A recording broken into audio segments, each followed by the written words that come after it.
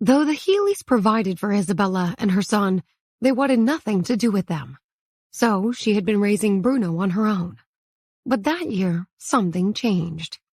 Hugh, Elmer's father, had gone to see a fortune teller, who had told him that Bruno must become part of the family to help them avoid a terrible disaster. Because Hugh was superstitious, he had contacted Isabella and invited her and his grandson to his birthday party. He planned to welcome Bruno into the family and appoint him their eventual heir of the family's great fortune. Isabel and Bruno were the first to arrive at the party, but there was already a festive atmosphere in the mansion, which was bustling with activity. Hugh summoned his grandson to his study, and he ordered the butler to bring him a dress shirt and a suit. After changing his clothes in the bathroom downstairs and walking out into the hallway, Bruno was immediately surrounded by several boys. The oldest, who was 13, was a head taller than Bruno. He looked at the newcomer with disdain. "Are you the bastard kid?" The others laughed. Bruno tried to ignore them, but they grabbed him, pushed him against the wall, and started hurling insults at him. "You don't belong here. Your mother had you out of wedlock, and your father's not a Healy. Look at you. You're nothing but a beggar in fancy clothes. Get lost, you loser. He has no place to go. His father probably doesn't even know he exists. And his mother's a gold digger. She should be ashamed of herself, worming her way into this family." They continued taunting Bruno, who wished the ground would open up and swallow him.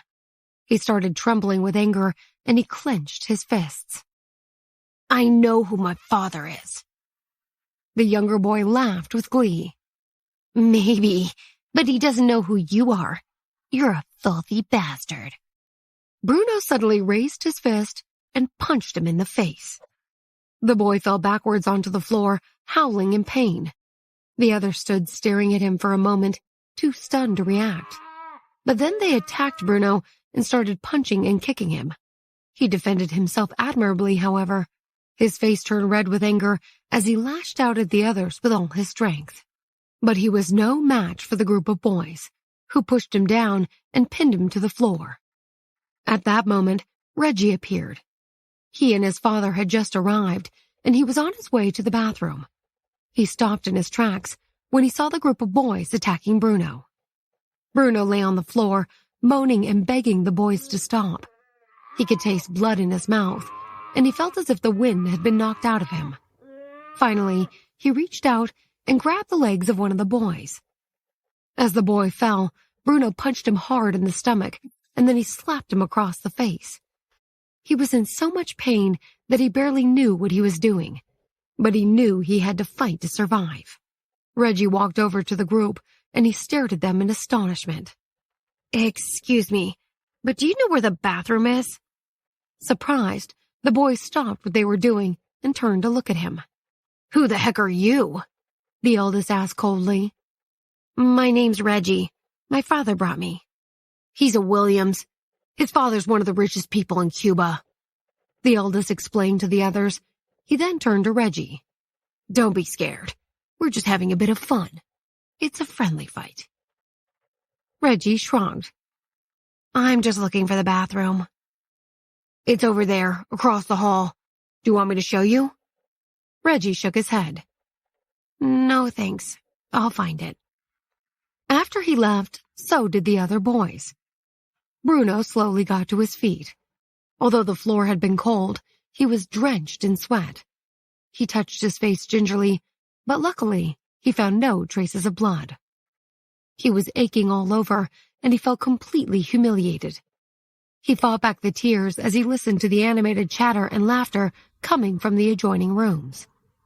He spat up some blood and suddenly noticed that one of his teeth was missing. He wiped his mouth with a tissue, wondering what to do next. His mother showed up just then, looking for him. "Bruno, what are you doing out here in the hallway all by yourself? You're being very rude. Everyone's in the ballroom." She grabbed his hand and dragged him away. Before entering the ballroom, she smoothed his hair and then straightened herself. "You're about to meet the most powerful people in Cuba. Stay alert, keep your mouth shut, and make your grandfather proud. She led him into the room, smiling winningly at everyone and pretending to be affectionate with her son. But Bruno wasn't fooled. His mother was just as cold and calculating as she had always been. He had been to a few social gatherings when he was much younger, and he hated them. He didn't see the point in walking around and making small talk with a bunch of strangers. After a while, he left his mother's side and went to stand in a corner, hoping the evening would be over soon so he could go home. Isabella didn't even notice him leave since she was so busy mingling with all the guests and showing off. Later, Bruno went over to the buffet table and filled his plate with food. He was sitting on a chair eating when Reggie walked over and sat beside him. The latter handed him a napkin and pointed to his head. "You have a nasty gash on your forehead. I think it's bleeding." Bruno touched the spot he was pointing to, and he noticed blood on his fingers. He took the napkin and wiped his forehead. "Thank you. Those boys beat me up." Reggie nodded, but didn't say anything. He sipped his orange juice as he observed the crowd of people around them. Bruno noticed that he had good posture and a noble air about him. He then remembered one of the boys saying that he came from a prominent family. Bruno hated talking to strangers, so he sat there quietly. He put the napkin in his pocket and he continued eating. A few minutes later, his phone rang. He took it out of his jacket pocket and noticed that the screen was cracked. Zoe was video calling him. His hand shook as he swiped the answer button. Zoe and Layla appeared on his screen. Zoe was calling to see if everything was okay. Though Bruno wasn't her biological son, she considered him to be part of her family, and she hated the way Isabella treated him. Over the years, she had grown to despise rich people. She saw what wealth had done to Gavin, Oliver, and Isabella, and she was convinced that the more money people had, the nastier and unhappier they were. She was worried about Bruno, and she desperately hoped that Isabella wouldn't take him away to live with his rich grandparents. She was relieved to see him. "Hey, are you enjoying yourself? Layla and I just wanted to say hi." Bruno smiled despite his bad mood, happy to see some familiar faces. Layla waved at him. "Hey there, do you have something to eat? You left in the middle of lunch." He simply nodded, unable to speak because of the lump in his throat. He suddenly felt like crying. Reggie instinctively turned to look at the screen when he heard Layla's voice. There was something inexplicably familiar and warm about it. He stared at the girl Bruno was talking to. She had braided blonde hair, big blue eyes, and a charming smile. "Bruno, when are you coming home? We miss you," she said. He shrugged. "I don't know." "I can't hear you. There's so much noise in the background. Did you say that you don't know?" He nodded. She pouted. "That's too bad. We were hoping you'd be back in time to spend the last few hours of New Year's Eve with us, but Mom and I will wait up for you. Hey, what's the party like? Where are you?" "I'm in the ballroom of a huge mansion. The party's okay, I guess." She clapped her hands with excitement. "A ballroom? Is it like in the movies? Can you show me around with your phone?" Although Bruno wasn't particularly keen on fulfilling Layla's request, he decided to humor her. He turned his phone around so that he was no longer facing the screen, and he showed her his surroundings. Reggie, who was still seated next to him, was the first person she saw. Her eyes widened as she looked at the handsome boy in the tuxedo. She wanted to say something to him, but Bruno had already moved the phone's camera away from him and was pointing it at a large crowd in the ballroom. She had never seen so many people in one place before. She could tell the room was enormous, even bigger than her classroom at school. Huge chandeliers hung from the high ceiling. The wall was lined with beautiful paintings, and there were colorful decorations everywhere. Small lamps, candelabras, and flower bouquets lined the side tables. Layla's jaw dropped when she saw how the guests were dressed. The men were wearing dark tailored suits, and the women moved around the room in elegant gowns and dazzling gold jewelry and diamonds. She had never seen anything like it except in the movies. She watched as a waiter wove his way through the crowd with a silver tray in his hand, smiling at the guests and offering champagne. Layla was mesmerized, absorbing every single detail. She wished she was there with Bruno. He turned the phone around and looked at her. "Well, have you seen enough? It's no big deal." She wanted to see more, but she could tell he was impatient. "Thanks. It's quite a show. Hey, who's that boy sitting beside you? Is he your friend?" When Reggie heard her voice, he looked at the screen again. Bruno pointed the screen at him so she could get a full view of him. Layla noticed that the boy had delicate features and an aristocratic air about him. He reminded her of a prince in one of her picture books. He looked about the same age as her. She smiled and waved at him. "Hi, how are you?" He smiled back at her, amused by her enthusiasm. "Hello." "Are you and Bruno having a good time? Are you friends?" "Not really. I don't know him." She frowned. "Oh, what a pity. You should get to know each other." "I guess." He found her directness charming. She had a winning smile, and her voice was tender and soft. There was something special about her. Just then, Zoe appeared on the screen, and she found herself face to face with an unfamiliar boy. She scrutinized him, thinking he looked like someone who belonged on the cover of a magazine. Reggie stared back at her with a blank expression. Zoe wondered who he was. She was about to ask him his name when she saw a man appear behind him on the screen. She couldn't get a good look at his face, however, since Bruno was still pointing the camera at Reggie. She saw the man put his large hand on the boy's shoulder, and then she heard him say, "Reggie, what are you doing?" Zoe gasped when she heard his son's name and Oliver's familiar voice. She moved closer to the camera to get a better look, but at that very moment, Bruno turned his phone away. She felt as if the wind had been knocked out of her. As she jumped out of her chair in astonishment, she slipped and fell. She couldn't believe that after all those years, she had finally seen her son. She was sure it was him. She pulled herself up and walked over to the couch, her eyes filled with tears. Layla was surprised by her mother's strange behavior. "Mom, what's wrong?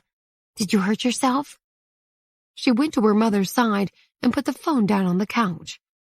When Bruno noticed Oliver and Reggie staring at a screen, he quickly turned away, blocking their line of sight. Oliver patted his son's shoulder. "Come with me.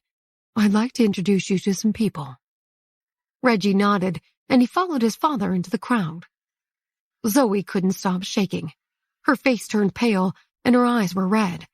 She was overwhelmed with emotion after seeing her son. She remembered the first time she had held Reggie in her arms in the dark, damp basement on the mountainside. She had often thought about him over the years, wondering what he looked like and how he was faring. She didn't have to wonder anymore. He was an exceptional, handsome boy, with delicate features and a noble countenance. Though she was familiar with Oliver's dirty past, she thought he had done a good job of raising Reggie so far, and she could tell that he loved him.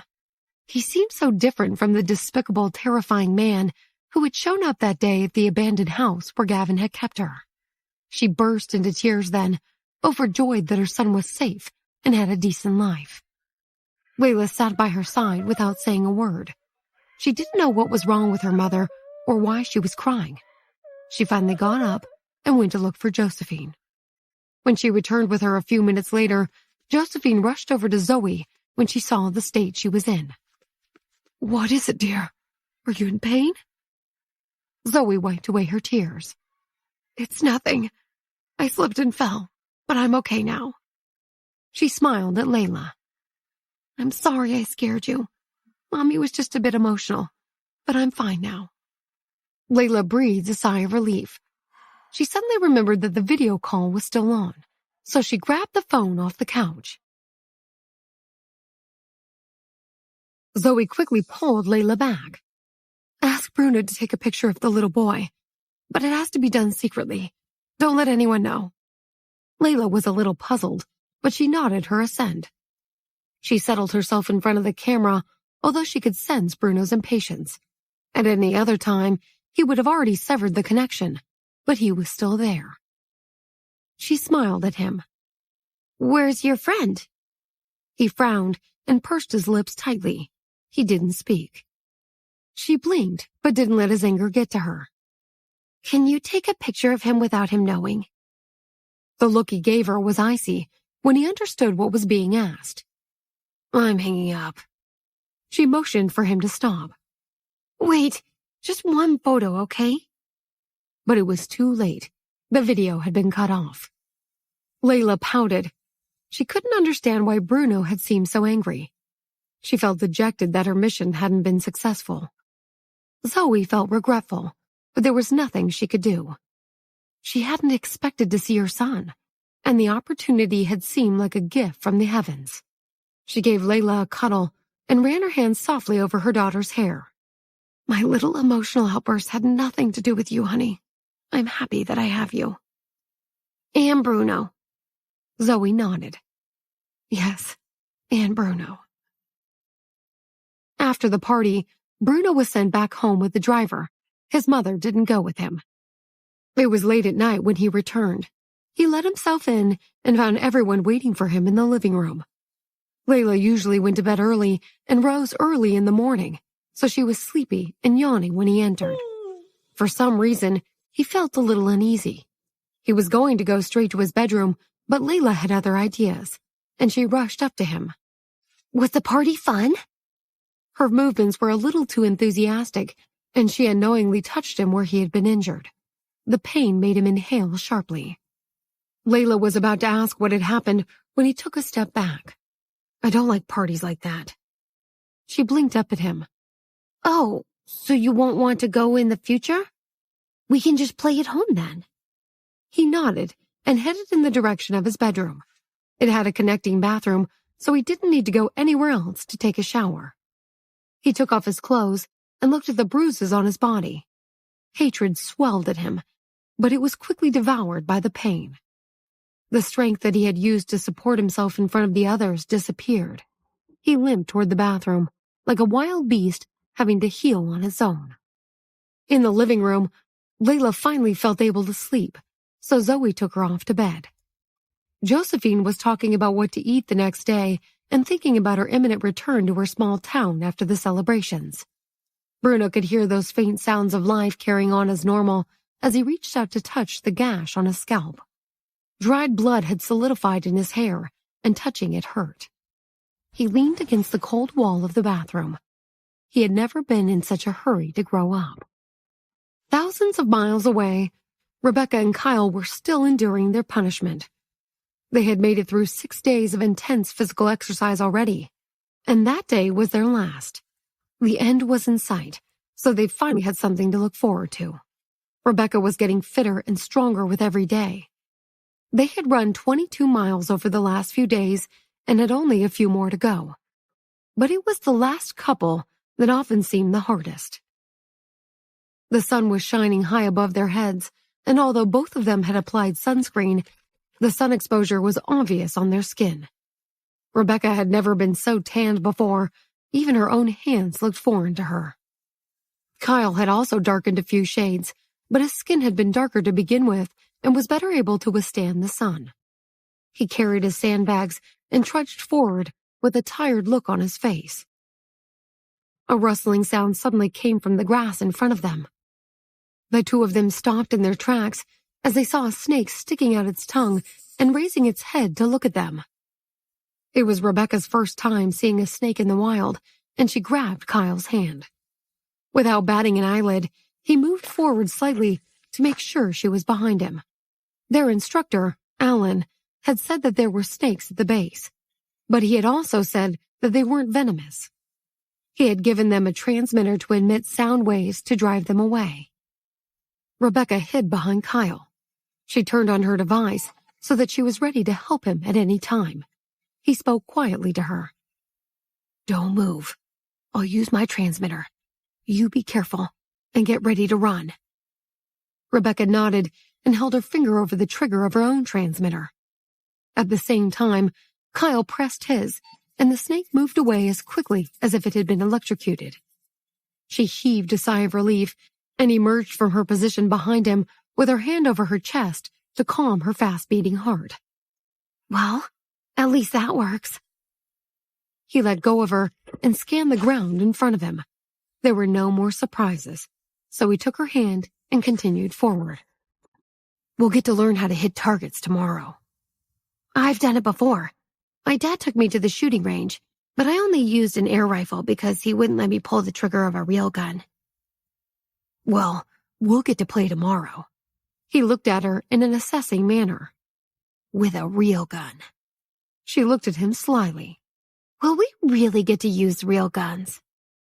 Kyle smiled when he noticed her expression. "Absolutely." Rebecca behaved like a spoiled child at times.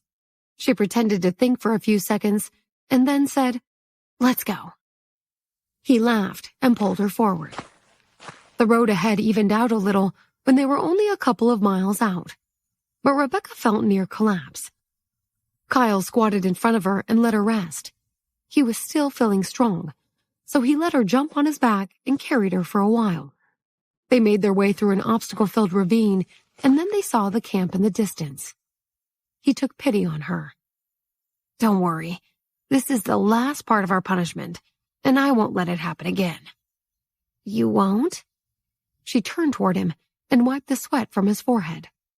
He looked at how brown her hand had become and thought back to the first time he had seen her when her skin had seemed like that of a porcelain doll. "No, I can't let you spend so much time in the sun getting burned." Alan looked at his watch when he noticed the two children walking toward him. He nodded in satisfaction. "Not bad. That's the shortest time so far." He retrieved the snake-repelling devices and looked surprised when he realized that one had been used. "Did you meet a snake?" Kyle nodded. "Yeah, but it quickly slithered away when we used the transmitter." Alan shrugged. "As promised. We'll do some target practice tomorrow." Rebecca's eyes lit up. "Can I do it too?" "Yes." Alan's face remained expressionless. "That can be your reward." He didn't tell her that Kyle had exchanged 100 push-ups every night for the chance for them to do some target practice. The next day, they arrived at the shooting range and saw Alan training with some of his colleagues. The standards for a fighter pilot were very high. He had to have a high level of proficiency in all skills, so they trained every day. They were all finishing up when they saw the two children heading their way. They didn't have many children on the base and were particularly taken with Rebecca as the youngest. One young soldier offered to carry her to the shooting range, but she refused. "I'm fit enough to go there by myself. Alan has trained me well." The man was a little embarrassed when he heard that. He had grown up in and around the military and realized he had fallen into the trap of making assumptions about young girls. Alan first taught the two children how to hold a gun. Kyle had done it before, and he was confident in his movements. He was able to keep his wrist strong, and he stood straight. Alan took him through the key points of shooting and decided that he was ready to give it a try. Kyle didn't hesitate, and he focused on the 20-yard target. Right after he shot, a hole appeared on the target 9 rings out from the center. Alan was impressed. "Not bad." Then he turned to repeat it all with Rebecca. She found the gun was a little heavy, and as soon as she pulled the trigger, the kickback lifted the muzzle, and she completely missed the target. She pouted in annoyance that she still wasn't strong enough. Beside her, Kyle was still practicing, and things were going very smoothly for him. At the age of 13, he had an inexhaustible amount of energy, so he asked for the target to be moved a little further back. Rebecca was rubbing her sore hands when she suddenly remembered something. Helga had shown her how acupressure worked, so she found a pressure point on her arm when she applied pressure in the right spot. She felt her arm relax and sensation return. She took another shot and hit the target within 8 rings of the center. She was excited and put the gun down to tell her instructor. As soon as she had released it, she saw a big hand pick it up from beside her. There were then several consecutive shots that all landed within the 10 rings. Rebecca looked at the owner's hand with starry eyes. "Dad!" He put the gun back into her hand and half squatted behind her to assist her.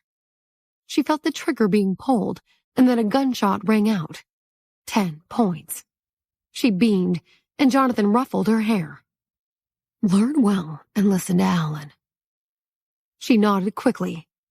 I'm going to get 10 points all by myself. In the end, the fact that she was so young came into play. She hit the target a few more times, but she lacked strength and couldn't keep her wrist firm at all. Beside her, Kyle had moved on to the 50-yard target. He missed it a few times, but he also had some hits. Seeing that Rebecca was flagging, he went to help her as her father had done. She could see that he was determined to keep her firing. Why don't I take aim, and you help me pull the trigger? Okay. The two of them worked together, and they got within 7 rings, then 5, and then 9 again. They gradually found a rhythm and finally saw the bullet pass through the bullseye. Rebecca turned her head happily and met Kyle's smiling eyes. Then she looked at Alan. Does that count? I guess. From today onward, you can do push-ups with Kyle every day to strengthen those muscles. Rebecca's eyes widened as she realized the implications. Kyle's been doing push-ups? Today's target training was allowed because of an agreement that he would do 100 push-ups a day over 7 consecutive days. Alan was a strict training instructor. You're too weak, so you can do 50. You'll get the hang of it after a few days. She was speechless until they left the shooting range. Have you been doing push-ups after everything we've done each day? Yeah, it's been okay. I don't mind the extra training. Oh. Rebecca looked at her small arms and hands and started to worry about how she would manage them. She was very pleased when she tried the push-ups that evening and realized that she could actually do a few. She wondered if it was because of the extra physical work she had done in the days leading up to then. She could only do a couple at a time, but she got through her 50. On a video call to her mom that night, she even showed her family. Nancy was very impressed, but she was less than impressed with the way Rebecca looked. On their previous summer vacation, Jonathan had taken the children all over the world. They had all tanned up, but Nancy didn't know that Rebecca could turn the color she appeared on the computer screen. On the day of the testing for the new fighter jets at the base, Rebecca and Kyle went to the airstrip early to watch. The fighter jets took off one after another into the blue sky with a roar of their engines. They dived, circled, and rolled in a mesmerizing fashion as they worked through their maneuvers. It was an astounding thing to watch live. Rebecca was shaking all over with excitement. She pointed to one of the planes. I want to fly one of those when I grow up. When the time comes, I'll take you with me. Kyle took note of her serious face and the light in her eyes, and nodded. Okay, I'll wait for you. She watched the planes in the sky intently until the test ended. At the completion of the session, Jonathan and Manuel arrived to take their children home. The two children sat together and chatted throughout the whole ride to the airport. When they were saying goodbye back in New York, Rebecca invited Kyle over one day to play. All right, I'll come and look for you one day after school. She nodded in satisfaction. She had already planned on introducing him to her friends as the boy who could fly a plane. The two children were looking forward to meeting up again, but they didn't know that it wouldn't happen for another 10 years. When Nancy heard the commotion outside, she knew that Jonathan had returned with their daughter. She quickly got up, but then felt a bit upset when she saw Rebecca. Jonathan had obtained a bit of a tan, and it suited him. Rebecca, however, had left fair-skinned and clean and had returned looking completely the opposite. She squatted down and studied her daughter's face, hands, and neck. Her blood felt hot as it surged through her veins.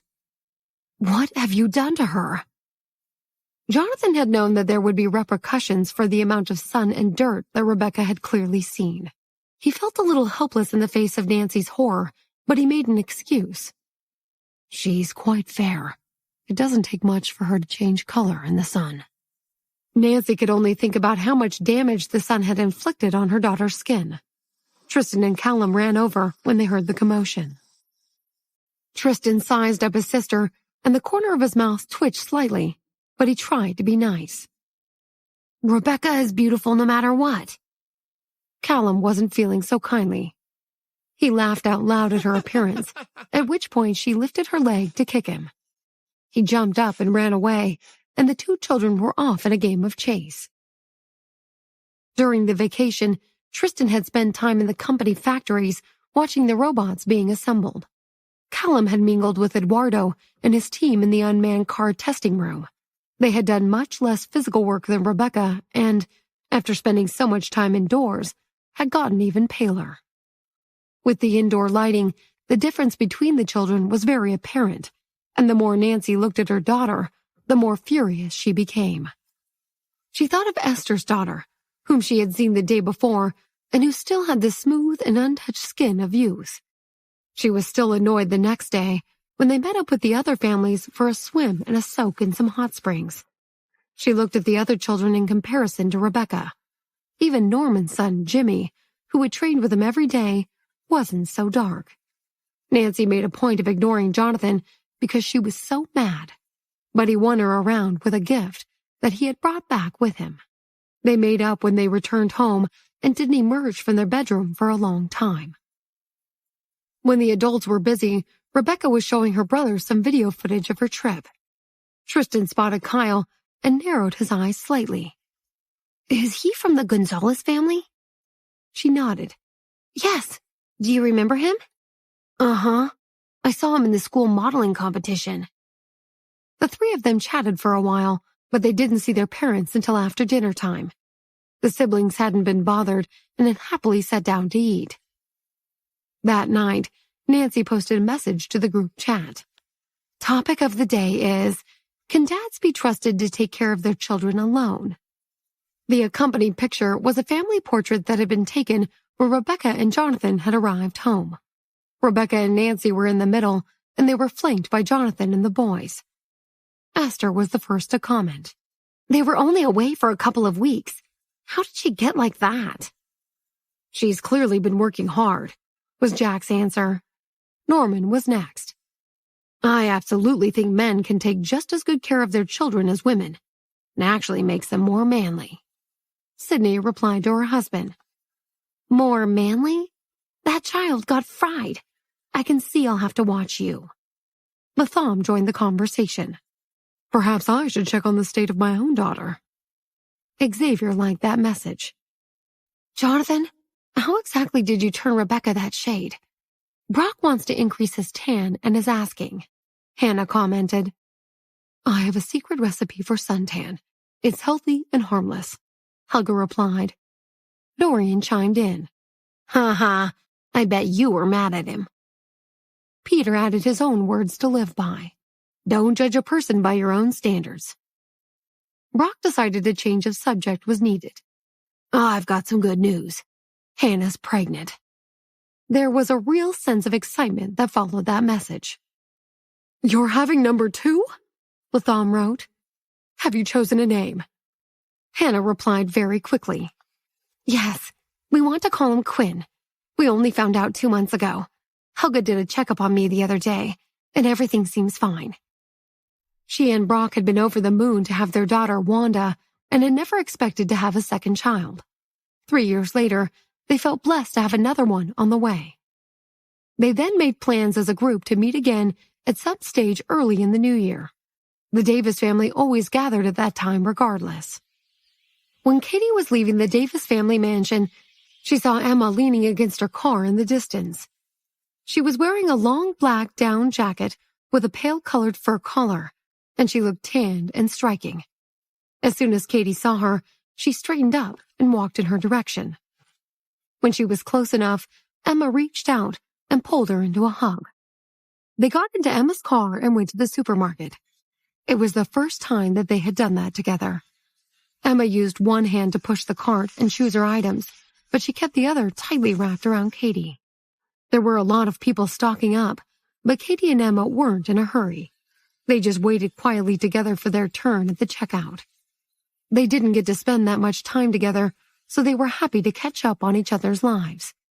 Eventually, they managed to get their purchases and they went to Emma's apartment. Just inside the doorway, Katie saw some bunny slippers, and she smiled as she sized up Emma's living space.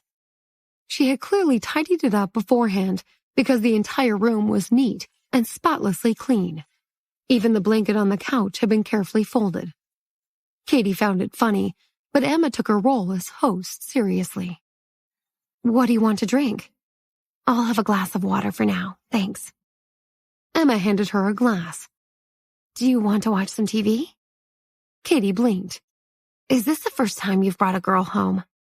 Emma smiled ruefully and sat beside her on the couch. "Yes." She had been thinking about what it would be like to have Katie at her home, and she was a bit worried about her being so young. She didn't want to scare her off. Katie could sense Emma's tension, and she tried to calm her down. "It's lovely here. You don't have to go above and beyond for me. I know you're busy with your work, and I have homework. I can study while you do what you have to. And then, if I don't understand anything, I can just ask you." Emma thought that she was super lucky that Katie was so understanding. "Okay." Katie and Emma had a go at making dumplings for their dinner. The dough wrappers were ready-made, but they had to fill and shape them themselves. Emma was used to living alone and knew how to cook, but she had never made dumplings. The two of them prepared the ingredients for the filling before starting work. It was the first time that Katie had made them, so the resulting dumplings were of all shapes and sizes. Some were tilted at odd angles, others were sunken, and they all looked very funny. They looked at their creations helplessly when they put them into the pot, because as soon as they hit the water, some started to tear, letting the insides out. The water was soon a myriad of colors due to the floating fillings. In the end, only a third of them were well wrapped and could be eaten. Luckily, it was enough to fill them up. Afterward, Emma rinsed the dishes and cleaned up, while Katie relaxed in front of the TV. Emma started the dishwasher and wiped her hands. She stopped in the doorway of the kitchen to look at Katie, who was watching a show with a smile. Emma didn't know what the show was. She only knew that at that moment, she could no longer deny the strong emotion that was filling her heart. Since her parents had passed away, she had been alone for the New Year's celebrations. Although she had started her own company and had made friends with Attila and her other workmates, they all visited their own families at that time of year. She had also watched others celebrating and felt confused and alone. It was almost a shock to find herself celebrating with the woman she liked, a woman who had suddenly become even more bright and beautiful in her eyes.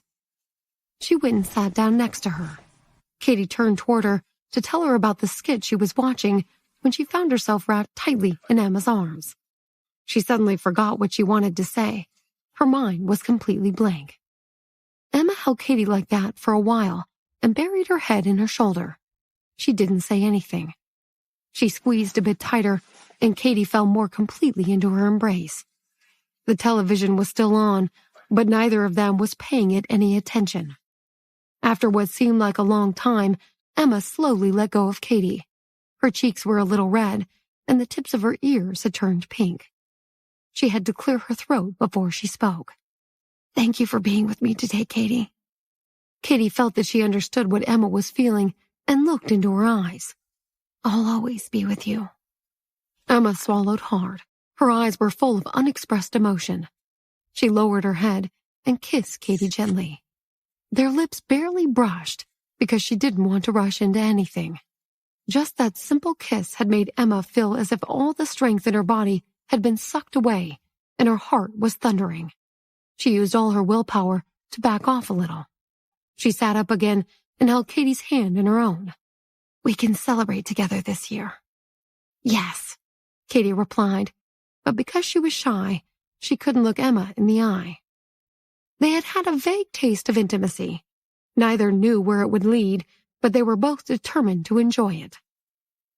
At the same time, a man and a woman were walking along the road. Jacob had returned to New York City for the last few days of the festive season, although he had been holed up in his room because he had had a lot of things to do. The Franklin Group was planning a product release in the next few weeks, so there was a lot to be done. He spent most of his time on the phone and sending emails. If things went according to plan, he would take a plane back to Houston the next day to prepare for the company's press conference. Before he left, he spent some time with Nancy and Jonathan at the Davis mansion. After lunch, he received a call. It was Charlotte. "Go outside." Jacob was puzzled. "Why?" "Just go out for a walk in the open air." He could hear that she was outside because of the sound of the breeze. He didn't know what she was doing, but he agreed. "Okay, wait a minute." He put on his jacket and headed out. "I'm outside." "Look up at the sky." He did as she requested, but he wasn't sure what she wanted him to look at. He was about to ask when a butterfly suddenly appeared in his peripheral vision. It was the size of an adult's palm, and its wings were the vibrant mix of orange, blue, purple, and red. It flapped its wings and flew toward him. As soon as he saw it clearly, he recognized it. It was the same butterfly that Charlotte had sketched in her workbook. He was still on the phone when the butterfly stopped in front of him. It flapped its wings and looked at him with bright eyes. A woman's voice then came from the butterfly speaker. "Happy festive season, Jacob." The butterfly speaker was obviously synchronized with her earpiece. Charlotte's voice was in full surround sound. Jacob smiled and reached down to the butterfly. "And the same to you." The butterfly stopped on his hand and retracted its wings. Jacob didn't know when Charlotte had asked the factory to make the mechanical butterfly for her. It had been made simply and didn't appear to have many functions apart from what he was seeing. "Don't you want the butterfly to help you find its adorably cute owner?" Charlotte asked. "All right." Jacob's smile widened, and he gently patted the butterfly's wings. "Lead the way." The butterfly rose up. It didn't fly very fast, and he kept pace with it easily as he followed behind. Jacob walked through the snow until a woman wearing a red down jacket appeared in the distance. The butterfly seemed to know that it didn't need to lead the way anymore, so it landed on his shoulder and enjoyed the ride. The woman waved. Her face was slightly red from the cold, but her eyes were crystal clear. Suddenly, a gust of wind blew, and snow fell from the surrounding trees. Her scarf lifted, but she continued to wave, creating sunshine with her smile. At that moment, Jacob felt as if his heart had been hit by a sledgehammer. He quickened his steps until he finally reached her. "Why did you come to New York?" He knew that her family was back in Houston. "Aren't you happy to see me? Didn't you say that you wanted a ride back to Houston? That's why I've come." Jacob had received a message from Charlotte the day before, and he had told her the date that he wanted to return. She said that she would pick him up, but he hadn't expected her to do it in such a meaningful way. He looked at her cold, red ears. "Aren't you cold?" "Oh, I'm freezing." She jumped up and down. "It's so cold." Jacob took a second to contemplate his next move. He took off the wool hat he was wearing and put it on Charlotte's head. Suddenly, she felt warm all over, a feeling that spread quickly to her heart, but she didn't want to show it. "No way. Your hat is dark blue, and it doesn't match my clothes. It's also very masculine. It doesn't suit me." "It looks good, and if I say you look good, then you do." Charlotte stared at Jacob. He noticed her slightly wary expression and took the butterfly off his shoulder. "Didn't you say it was cold? Let's go somewhere warmer." Charlotte smiled as she thought of the hat on her head. "Sure." "Is this your first time coming to New York?" "Second time. I came here when I was young." He watched her rubbing her hands together and narrowed his eyes slightly. "Why aren't you wearing gloves?" "Don't you know not to comment too much on women's clothing?" She looked at him out of the corner of her eye.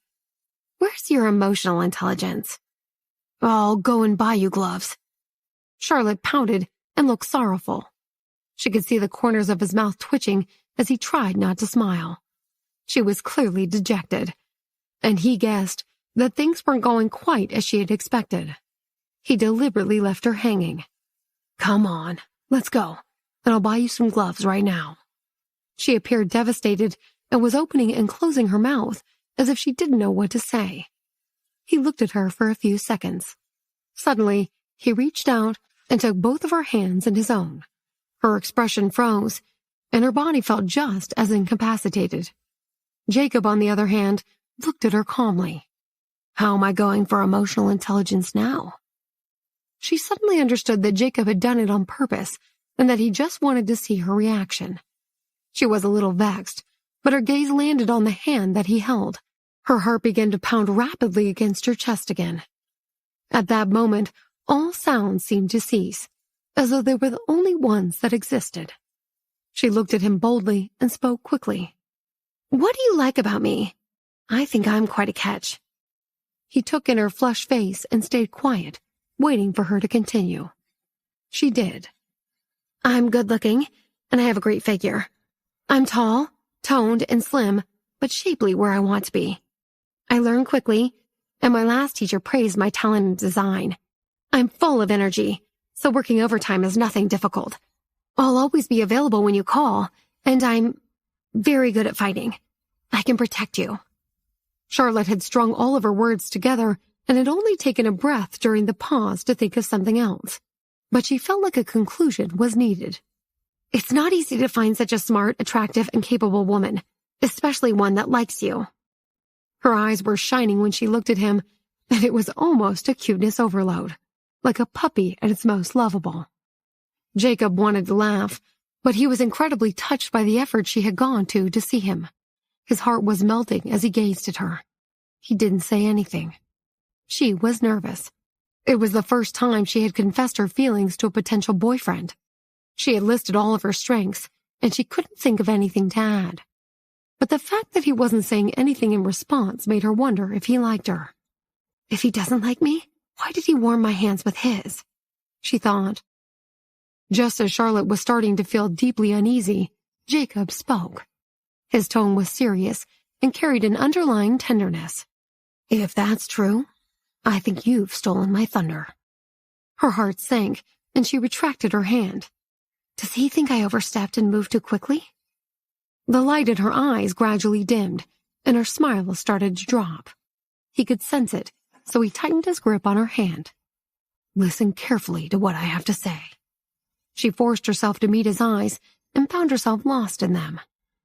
I'm not bad-looking, and I'm tall, too. I like to exercise, so I'm pretty ripped. I don't have any talent in designing, and I don't even know if I'm good at management. But the Franklin Group is moving in the right direction.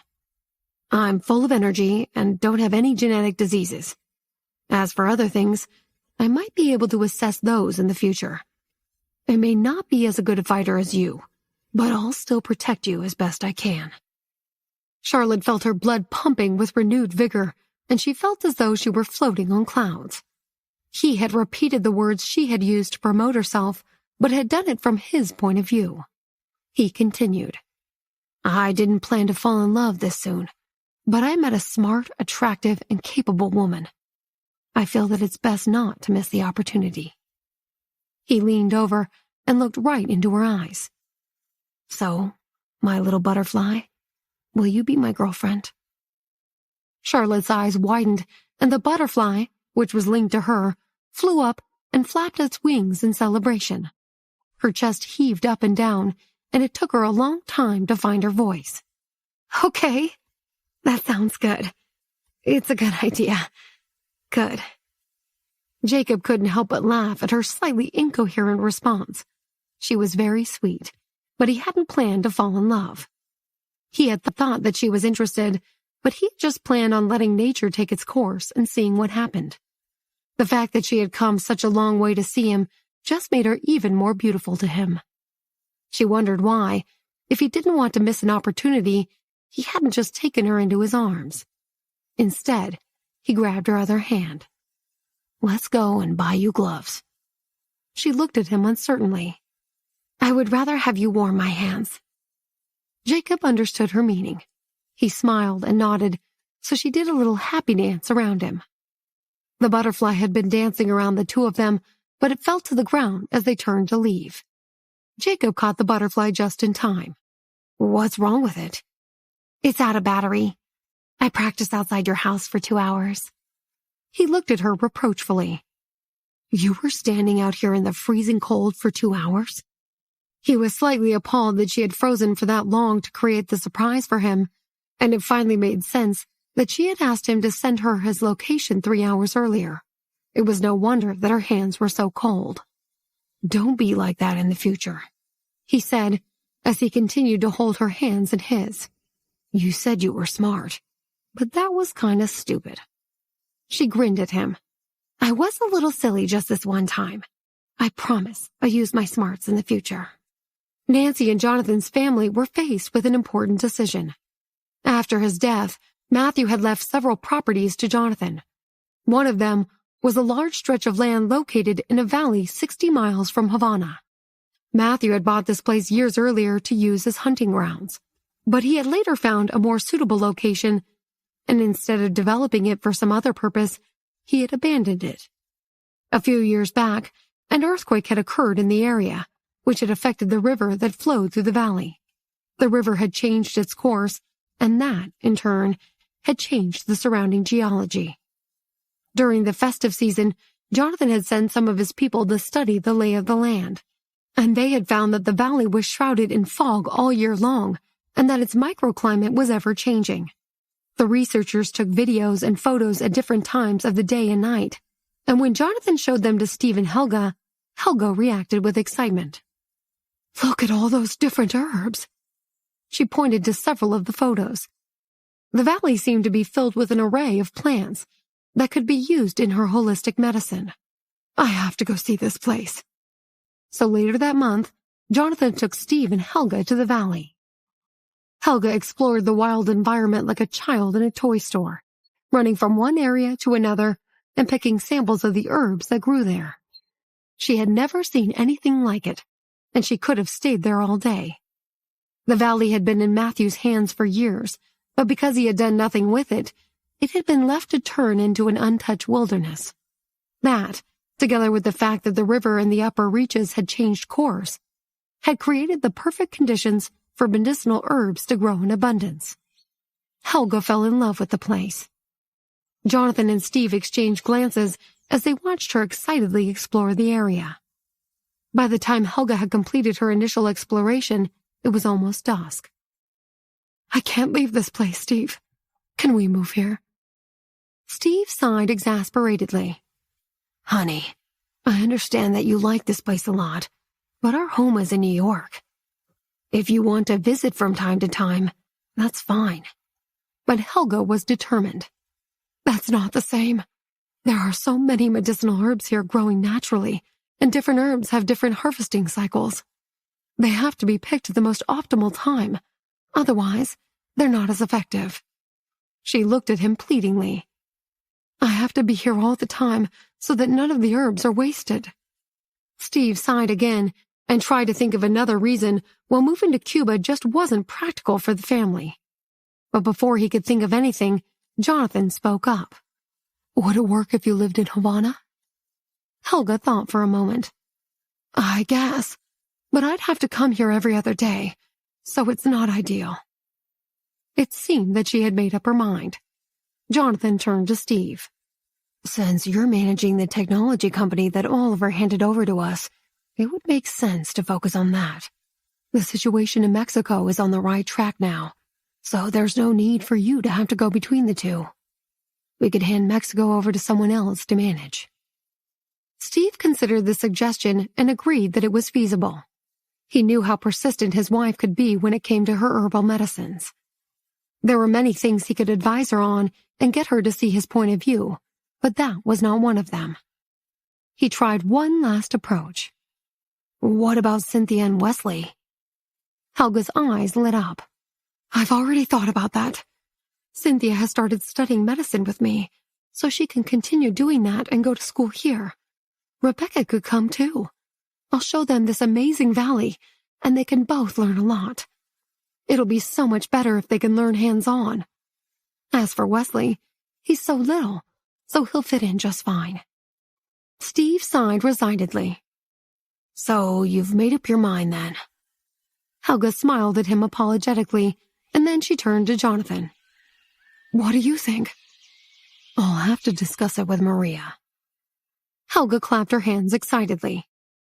The next day, the three of them returned to the U.S. together. Jonathan explained to Nancy what had happened in Cuba, and then he told her and Rebecca about Helga's offer to train Rebecca in Cuba. What do you both think? Rebecca considered her options for a moment. I want to go. Nancy was a little worried about letting her young daughter go and live in another country without her parents, but she didn't want to hold her back. I'll support Rebecca in whatever path she chooses. Great. I'm okay with it too. Jonathan thought for a moment. But I think if Rebecca's going to be living in Cuba, it's best to hide her identity. He had been careful to protect his children's identities ever since they were born. Every media outlet had signed a disclaimer that waived their right to release any images of or information about any of the triplets. So far, everyone in the children's school knew that their father was Jonathan Davis, and that hadn't been a problem. But they were getting older and beginning to move into other schools, so Jonathan felt that the time was right to start hiding their true identities and protecting the family reputation. Sometimes it was useful to belong to a well-known family, but on other occasions, it could be like wearing shackles. The way Rebecca had behaved in Mexico was a testament to her father's decision. She and the boys would have to learn how to integrate into normal schools and pretend to be just like the other ordinary children. And with Rebecca going to live in Cuba, it seemed as good a time as any to take this step. Nancy agreed with her husband's decision. It makes sense. But Rebecca, you're going to have to learn how to be an ordinary student. You'll probably even have to get used to having a different surname. Are you mentally prepared for that? Rebecca put down the model airplane she was playing with and nodded confidently. Okay. When she had been in Mexico and had watched the fighter planes flying high in the sky, she had wanted to become well known. Not because she was one of the heirs to the Davis Group. She wanted to achieve something in her own right. She would love nothing more than to be an outstanding pilot and a famous doctor. So the decision was made that Rebecca would go to Cuba with Helga and Steve, and the necessary arrangements were made. Rebecca and Cynthia were due to start at their new school. Jack flew to Havana and managed the admissions process on behalf of the two families. On their first day of school, the two girls were led into separate classrooms by their homeroom teachers. As Rebecca entered the room, she looked meekly around at all the other faces. Her pale features made her stand out, and she quickly attracted the attention of her new classmates. The teacher introduced her to the rest of the class. Listen up, everyone. Today we have a new classmate joining us. Her name is Rebecca Gates. Let's all welcome her to our class. The children clapped and smiled at Rebecca, and the teacher told her to sit beside one of the girls. Rebecca smiled at the girl, and she smiled back sweetly. Hi, my name's Fiona. Hi, Fiona. Can I call you Fifi? Sure, that's what my brother calls me. Then, Fiona turned around and pointed to the boy sitting behind her. That's my brother, Freddie. We're twins. Rebecca looked at Freddie and smiled. She so desperately wanted to tell Fiona and her twin brother that she was a triplet, but she stopped herself just in time. Freddie grinned back at her and waved. Then, she looked at the boy sitting next to Freddie. That's Reggie, Fiona said. Reggie Williams. The boy's name made Rebecca think of the Williams family. She considered asking if he was related to them, but she decided against it. Fifi, because I'm new, can you help me find my way around and look after me? Don't worry, Freddie and I will protect you. Rebecca was pleased to have made a friend on her first day, and she hoped it would develop into a strong friendship. The first bell rang, and the teacher began the morning lesson. Rebecca had always been good at schoolwork, and although the teaching materials were different from what she was used to, she quickly caught up with the rest of the class. 2 weeks after school had started, there was a parent-teacher meeting. When Jack had enrolled Rebecca and Cynthia at the school, he had hinted at Rebecca's identity to the school principal, but the classroom teachers had no idea who she really was. The question of who would attend the meeting for Rebecca caused some consternation at home. Helga would be there as Cynthia's mother, but Steve was still in the U.S. After much deliberation, it was eventually decided that a trusted employee of the Davidsons would fill the role. He was a man of about 40 years of age, and he had often been to pick Rebecca up from school, so he was already familiar to some of the people in the school community. His name was Bill. On the day of the parent-teacher meeting, Bill went to the classroom and sat down next to Rebecca. For the first half of the meeting, the teacher addressed the parents and students and told them about what she had planned for the class for the year ahead. Rebecca sat obediently beside Bill, who listened intently to the teacher's talk and even made notes. Across the room, Reggie looked suspiciously at the two of them. Rebecca and Fiona had become good friends, and they always sat together in class. Their classmates had given the two of them nicknames. Fiona was Snow White, and Rebecca was Black Pearl. At that time, Rebecca had been a little confused. Her mother had always insisted that she smothered herself in sunscreen every time she stepped outside into the sun, and as a result, her skin had always been pale. But it had darkened a lot since her trip to Mexico with her father. Black Pearl. I think it sounds cooler than Snow White anyway. As she sat next to Bill, some of her classmates looked at the dark-haired man and had no reason to believe that he wasn't her father. On the day after the parent-teacher meeting, the teacher praised Rebecca for doing so well in her test results, especially considering the fact that she was new to the school. At the same time, she called out a few children who hadn't done so well and told them off for not trying harder. Later that afternoon, the class had a physical education lesson. The children all warmed up and did some stretches, and then they headed to the gymnasium.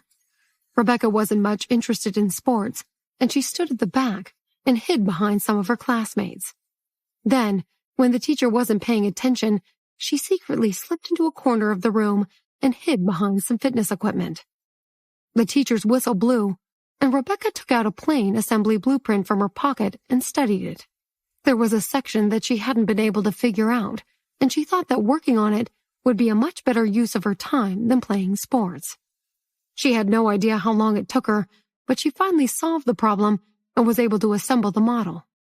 Just as she was congratulating herself, two boys appeared in front of her. She knew the boys were in her class, but they were both quite big for their age. For some reason, she recalled a time a few years earlier when she was still in kindergarten. She had been sitting alone in a corner when Kyle had appeared. She had become good friends with Kyle, and she wondered if she would be able to see him again when she returned home for the holidays. As her mind wandered, the two boys pressed toward her with malice in their eyes. Rebecca looked up at them, and she felt a twinge of fear. "You guys are in my class, aren't you? Can I help you with something?" The boys looked at each other malevolently. "Was that guy you were with at the parent-teacher meeting really your father? And why did you have to do so well in your tests? We got punished just because you did well. Our father told us off, and it's all your fault." The boys stared at her indignantly. Then, they raised their hands into fists and looked as if they were going to punch her. Fear momentarily flickered in Rebecca's eyes, and she took 2 steps back. She waved her arms at them. "Go away! If you bully me, I'm going to tell the teacher."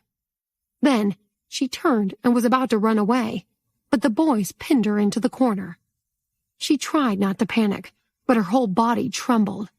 Then, she reached out her hand toward them, her palm facing up. "You can slap my palm as revenge if you like." The 2 boys weren't very smart, and they accepted her offer unquestioningly. The first boy approached and was about to slap her hand when she hurriedly took out a packet from her pocket and sprinkled some of the powder from it onto his hands. Then, before the boy could react, she sprinkled some more down the other boy's collar. They didn't know what was going on, and they looked at each other and at Rebecca in confusion. Rebecca's fear dissipated, and she brushed past the 2 boys and smiled broadly at them. "Is it getting itchy yet?" As if on cue, the 2 boys began to jump up and down and scratch their bodies where she had sprinkled powder. "What is this stuff? It's so itchy." "It's itching powder." Rebecca looked at them jubilantly. "I made it myself, and only I have the antidote." The two boys scratched themselves uncontrollably and ran after Rebecca. "Where's the antidote? Give it to us." "Are you begging me to make it stop?" She climbed onto a wooden exercise box and looked down at the boys condescendingly. They didn't want to have to beg, but after only 2 minutes, they could take it no more, and tears began to roll down their faces. "Please, make it stop." "You're pathetic and weak." She stared at them disdainfully. "Are you ever going to bully me again?" "No, never. We wouldn't dare. Just give us the antidote." She casually took out a small bottle from her pocket and threw it at the two boys. They poured the bottle's contents over their itchy skin, and before long, the itching eased, and they sighed with relief. They wiped away the snot and tears on their faces with their sleeves. "It's not itchy anymore. That stuff's magic."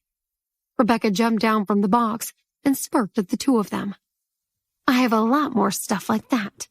If you ever bully me again, do you know what I'll do to you? It'll be so bad that you'll wish you hadn't even been born." The boys nodded in unison, like the little children they were. "From now on, call me Princess Rebecca, okay?" She straightened her clothes and walked off with her head held high. "I did that without having to rely on my family's position," she thought proudly. "I did it all by myself." It felt good being in a position of power, and she chuckled to herself as the boys called out after her. "Yes, Princess Rebecca, anything you say."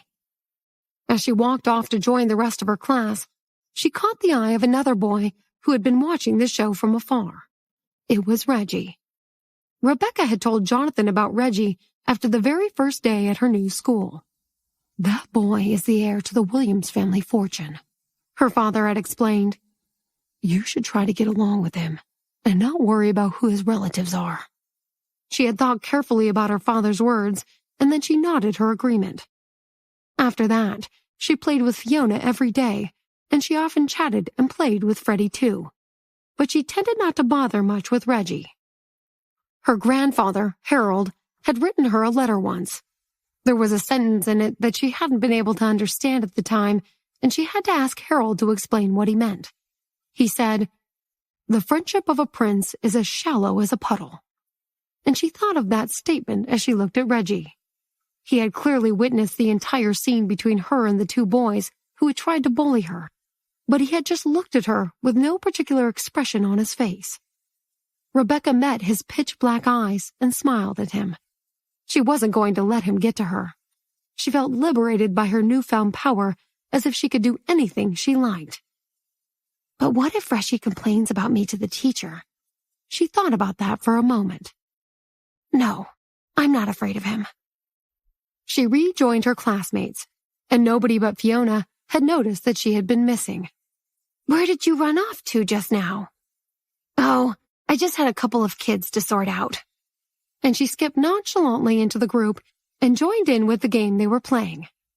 As for the boys, they didn't know how to slip back into the class unnoticed, and the teacher reprimanded them the second time they returned. Rebecca noticed that Reggie didn't return to class at all.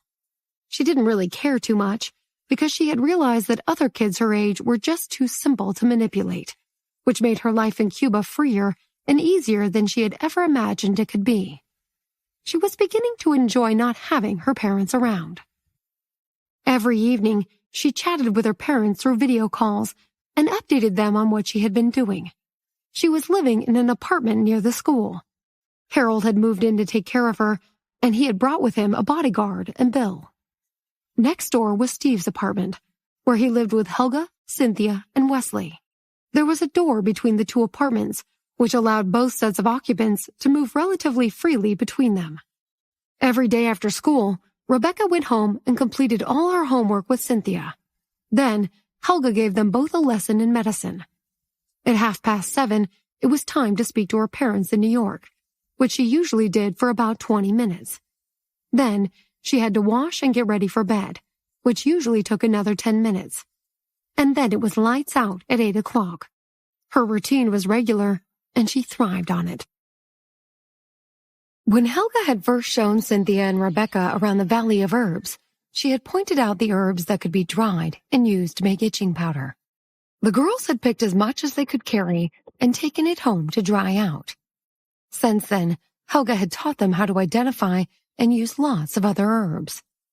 One day, as Bill took Rebecca home from school, they passed by a stationery store, and they went inside to get a few things that Rebecca needed.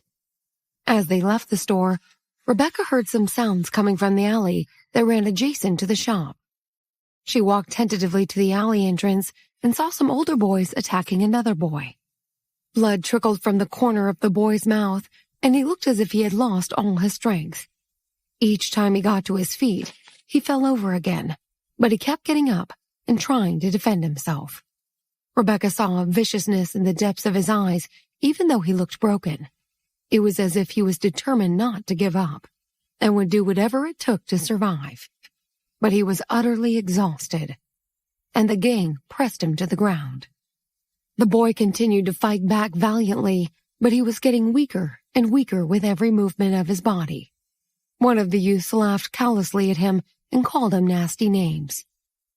A fire erupted in Rebecca's heart, and she knew she had to do something to help the poor boy. She turned and ran back to Bill, who was watching her from a distance, making sure she remained safe.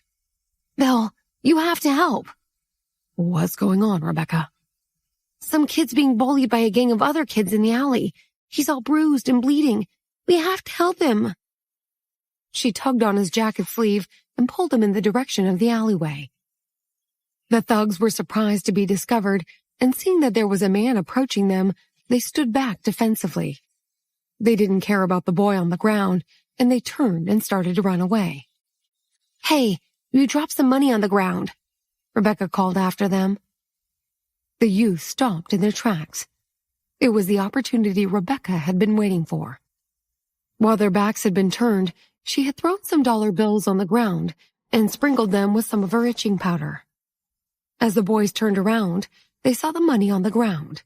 They knew it wasn't really theirs, but they weren't the kind of people to leave money lying around, and they certainly weren't going to leave it for the kid they had just beaten up. They cautiously strolled over, and each one picked up a single bill. They dusted off the powder without thinking it might be a trap, and they stuck the money in their pockets. Rebecca smirked and waited for the bullies to pay the price for what they had done to the defenseless boy, who was still lying on the ground. The powder she had used was an upgraded version of the itching powder she had used on the two boys at school. Bill felt very sorry for the boy who had been beaten up and was spilling blood onto the ground.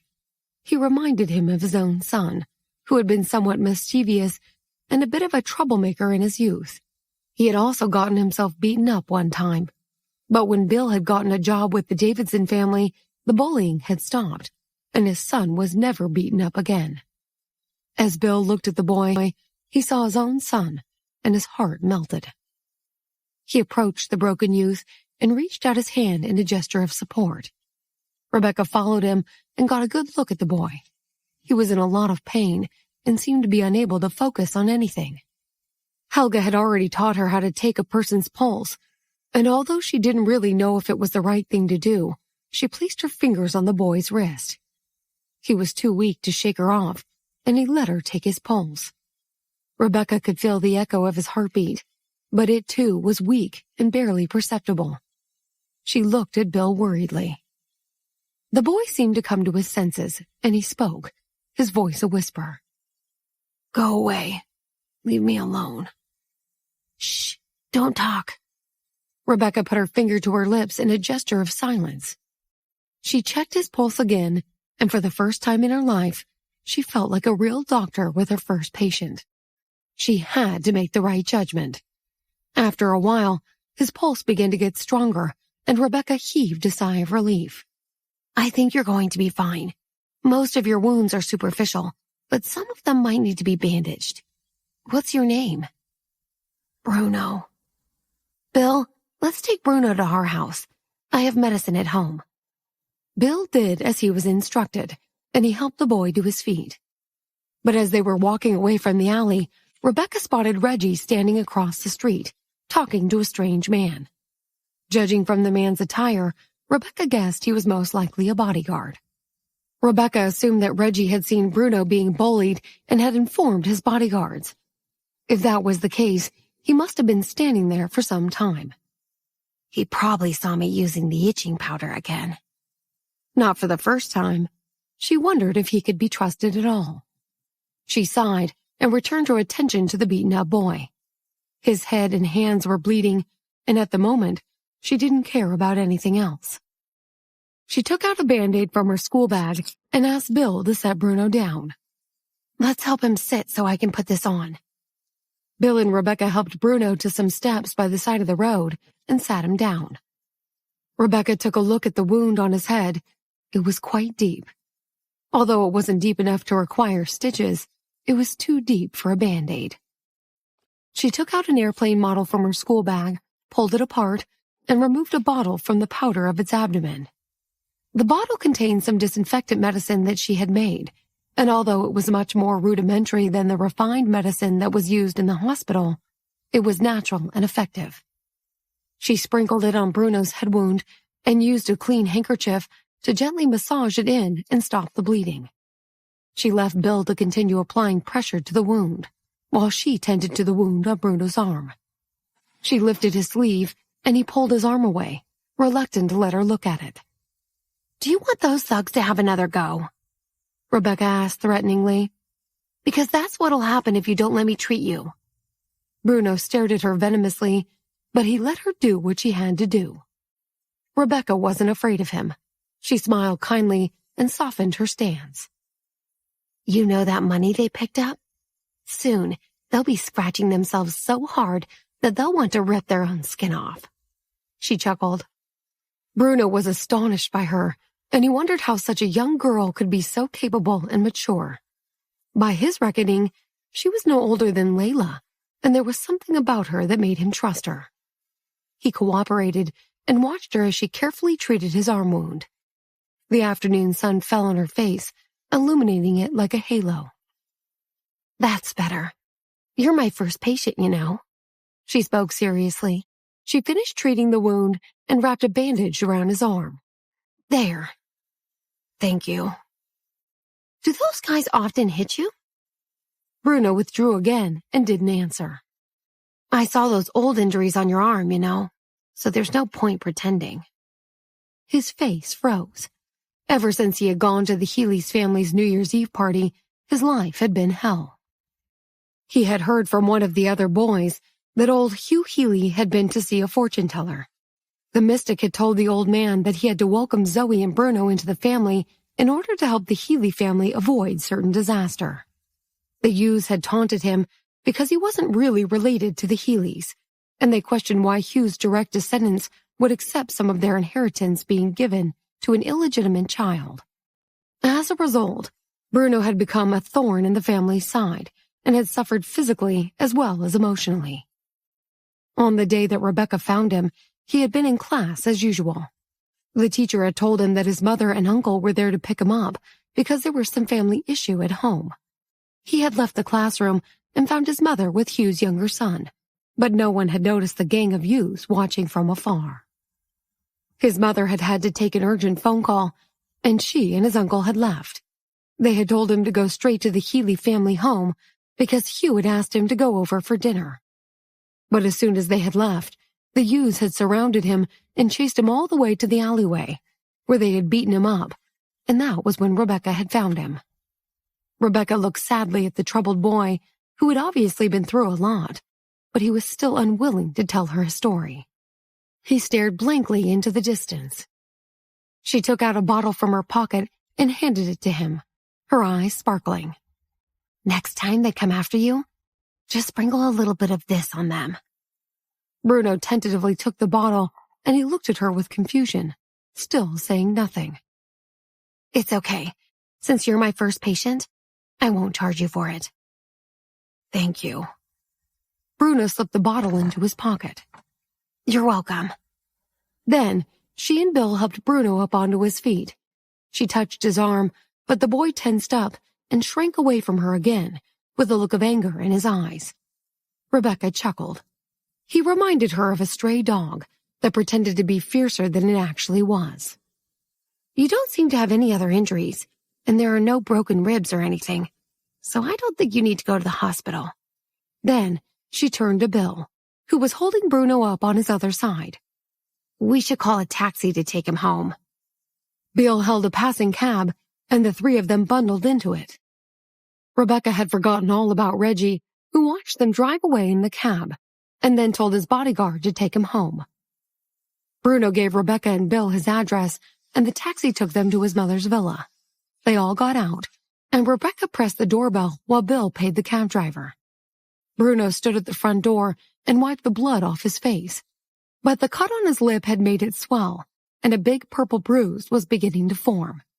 He tidied himself up as well as he could, and then he stood straight up and waited for the door to be opened. It was Zoe who came to the door. When she saw him and the two strangers with him, she gave him a worried look. "Who are these people, Bruno?"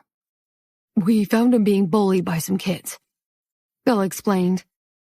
"So we cleaned him up and brought him home," Rebecca added. Zoe's look of concern intensified. "What the hell happened, Bruno?" Her eyes swiped over the cuts and bruises on his face, and then she spotted the bandage on his arm. "Who did this to you?" "Your mom told me she was picking you up from school and taking you straight to your grandfather's place." Bruno didn't respond. Instead, he brushed past Zoe and went straight to his room. He didn't know how to react to so many people caring about him.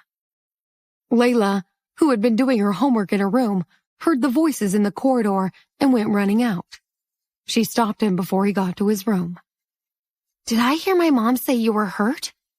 She gasped when she saw his injuries, and he dashed past her and into his room, slamming the door behind him. At the front door, Rebecca explained what had happened. "Bruno was beaten up by some kids who were calling him some ugly words. I think he knows them, and I also think they've beaten him up before." Zoe was stunned. She looked at the young girl in front of her and felt a warmth in her heart. It was reassuring to know that there were still some caring people in the world. "Thank you for looking after him and bringing him home. What's your name?" "My name's Rebecca Gates. I'm a medical student, and Bruno's the first patient I've ever treated. I'll come back to make sure he's okay." Zoe smiled warmly at her. "In that case, I'll make sure I'm here when you come over. Can I call you?" "Sure." Rebecca gave Zoe her phone number, and then she and Bill said goodbye and left. 2 days later, Rebecca received a call from Zoe, saying that she had been observing Bruno and that his injuries were healing nicely. She had wanted to ask him how the attack had occurred, but since he wasn't willing to volunteer the information, she thought it was best not to push him. Zoe invited Rebecca over the following weekend, and she told her that her daughter was eager to meet her. "Her name's Layla, and she's about the same age as you." Rebecca had to go to the Valley of Herbs with Helga on Saturday, but she had no plans for Sunday. So, it was agreed that she would visit then.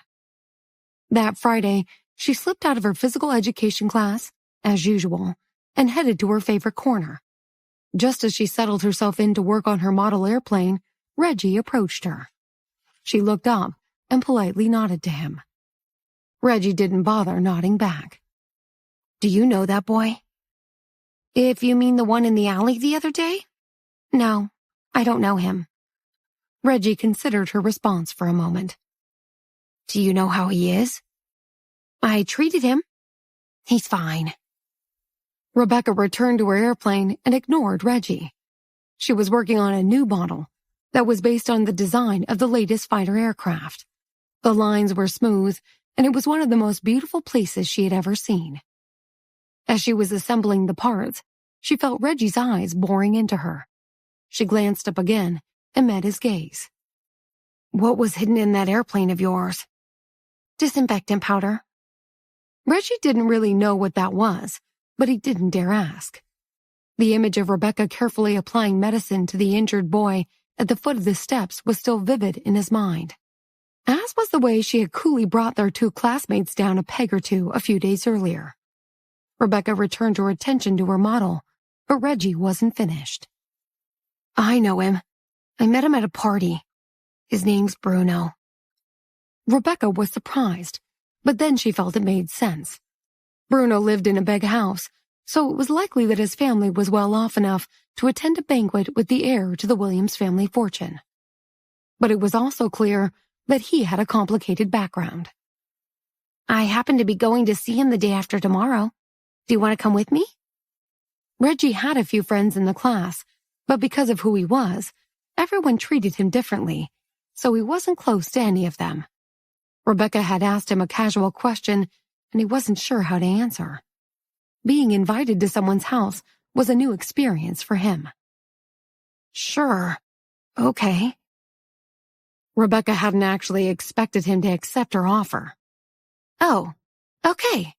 Since you know him, we can meet at his house. I'll be there at 10 o'clock in the morning. Reggie wanted to say that he didn't actually know where Bruno's house was, but he felt a little embarrassed, so he simply nodded. He would tell his father when he got home from school, and he would arrange for someone to find Bruno's address. On Sunday morning, Rebecca ate her breakfast and wrapped up some gifts that she had brought for Bruno and Layla. Then, Bill drove her to their house. She was eager to follow up with her first ever patient and see if her homemade medicine had worked. She arrived at the house at 10:05 and saw that Reggie was already there.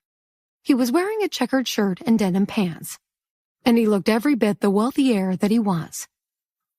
Rebecca remembered having worn similarly expensive clothes herself, but then she had been in Cuba, she had to wear more everyday clothing. She greeted him, and then she looked at the man he was with. Is that his dad? The middle-aged man was wearing a shirt and pants that were similar in design to Reggie's. He looked like a hard man, and he gave the impression that he didn't take any nonsense from anyone. He scrutinized Rebecca. Then he told his son to go inside. I'll wait for you in the car. Reggie understood that his visit would have to be quite a short one. His father wouldn't want to sit and wait for him in the car for long. Come on, he said to Rebecca. They walked up to the front door together, and Bill followed closely behind with Rebecca's gifts. Oliver watched Rebecca, as if he were looking for something in particular. He had been surprised when his son had arrived home on Friday and asked him to help him find out where Bruno lived. And he had been even more surprised when he had told him that he had arranged to meet up with a classmate to go and visit Bruno. Reggie had never taken the initiative to do anything with his peers before. He wasn't a solitary person, but he wasn't proactive either. Since Oliver had never met any of his son's classmates, he had been curious to know who the child was.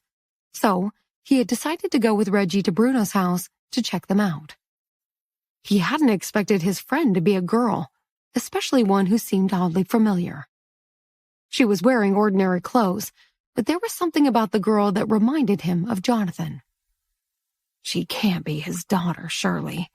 Why would she be attending school in Havana when her parents are still in New York? I can't imagine Maria would ever allow that. Oliver had seen both Jonathan and Nancy in New York only a few days earlier. He had watched the two children and Bill enter the villa, and then he returned to his car, which he had parked on the road just outside the house. He had a lot of work to catch up on, so he sat in the car and read through the pile of documents that he had brought with him. He didn't see the woman who had opened the front door. Zoe opened the door and recognized Bill and Rebecca. Hey, Rebecca, Bill, so good to see you again. Then she spotted Reggie, who seemed to be hiding behind Rebecca, and she was hit by some unexpected force that nearly knocked her off her feet. The boy that she had seen in the video that day, her own son, was standing on her front steps. He was real, made of flesh and blood, and he was standing within touching distance of her. All she had to do was reach out her arms and pull him into her embrace. But she couldn't do that. No matter how much she wanted to, she couldn't. Bill was oblivious to Zoe's strange reaction, and he handed the gifts over to her with a smile. These are for the children. Zoe came back to her senses and tried to speak coherently. No, yes, good. Come in. Reggie looked at the stuttering woman and wondered what was wrong with her. Then, he went up to her and held out a small square box. These are for you. I hope you like them. It's nothing much. Zoe took the box and saw that it contained some exquisite chocolates. The brand was famously expensive, and she had never had the opportunity to taste them before. She looked at her son, and her breathing became erratic. She so desperately wanted to take him in her arms and give him a big hug. Instead, she smiled at him. "Thank you. I'm sure I'll love them." Just then, Layla came running down the stairs to greet her visitors. Layla had been told the day before that Rebecca was going over to her house for a playdate, and she was very excited. Rebecca was different from the other children that Layla had met. She knew how to treat wounds and had helped Bruno when he had been beaten up. Layla had woken up early that day and waited for her new friend to arrive. Finally, she had heard her mother at the door, and she had raced downstairs to greet Rebecca. Much to her surprise, Rebecca wasn't alone. A little boy stood behind her, and Layla quickly recognized him from the video with Bruno when he had been at the Healy's party. She smiled at him politely. "Hello. What's your name? I saw you on the video call the other day." Reggie recognized her too, and he knew Bruno had a sister, so he gave a little wave. "My name is Reginald Arthur Williams, but you can call me Reggie." Layla's eyes went wide. "Gosh, you have such a long name. I like Reggie better. My name is Layla." Reggie fidgeted with his sleeve and looked away shyly. Layla smiled at Rebecca. "Thanks for helping my brother. You saved his life." Rebecca shrugged slightly and smiled sweetly. "It's a pleasure. It was nothing, really." Zoe gazed at the children before ushering them into the living room. She hurried into the kitchen to fetch a tray of milk and cookies for them and tea for her and Bill. Rebecca sat on the couch and whispered to Layla. "Where's Bruno? Is he here today?" Layla looked around for Bruno but didn't see him, so she sprinted upstairs to his bedroom. She knocked on the door. "Bruno, there are 2 friends here for a playdate. Come out and play with us." Bruno opened his door and poked his head out. "Why are there 2? I thought only Rebecca was coming today." Layla shrugged and tugged his arm. "Come on." Bruno walked into the living room and smiled when he saw Rebecca, but his smile faded as he saw Reggie. Layla didn't notice anything and happily introduced the 2 boys to one another. "Bruno, this is Reggie. He said you guys know each other." Bruno nodded curtly. "Yeah, we've met." Layla sat down next to Reggie, and Bruno squeezed himself in between them. Rebecca watched Bruno's reaction and raised her eyebrows slightly. Zoe offered the children each a glass of milk and some cookies. Rebecca nibbled on her cookie without dunking it, but Layla soaked hers in her milk until it was soggy. Reggie gazed at Layla. He was naturally skeptical of all of them, and he wasn't sure what to make of her. She caught his gaze and quickly offered him another cookie. "Here, have another one. These are my favorite." Bruno swallowed the last of his milk and wiped his mouth with the back of his hand. "I'm going back to my room." Rebecca continued to eat her cookie in silence. She looked at the other children in the room, and her gaze landed on Reggie. He had a noble quality about him, and he had good manners. She suddenly felt very below par in comparison to him. She shook off the feeling and told herself not to worry about it. She was unique in her own right, and even though Reggie was better dressed than her, she already knew her place in society and wasn't bothered by his snootiness. Bruno stood up, leaving Layla behind on the couch next to Reggie. But instead of retreating to his room, he sat on a small chair next to the window and gloomily stared out of it. Zoe sat on the other couch, and Bill sat in an armchair. While they chatted, she kept stealing glances at Reggie.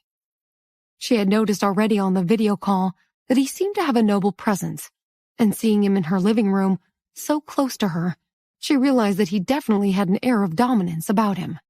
It was almost regal, as if he were on a different level to all the other children around him. Rebecca was wearing a simple sundress. She slumped slightly and looked relaxed. And Zoe noticed that she had a calmness about her that made her hard to ignore. She seemed casual, but also entirely in control of herself. Zoe wondered about Rebecca and Reggie's friendship. The little girl said she was learning about alternative medicine, and Zoe wondered if she might be connected to the Williams family in some way or another. If that was the case, she was happy that Reggie had someone to be friends with. But something bothered her about Reggie. He seemed uptight and solemn, like he was missing the energy and liveliness of a child his age. She took a sip of her tea. "Bill, tell me, do Rebecca and Reggie live close to one another?" Bill smiled. "No, Rebecca and Reggie go to school together. She told him she was coming to visit Bruno today, so he decided to tag along." Zoe nodded politely and sighed quietly, relieved that Rebecca had nothing to do with Oliver. Seeing Reggie filled Zoe's heart with pride, but at the same time, she was also terrified that Oliver would discover who she was.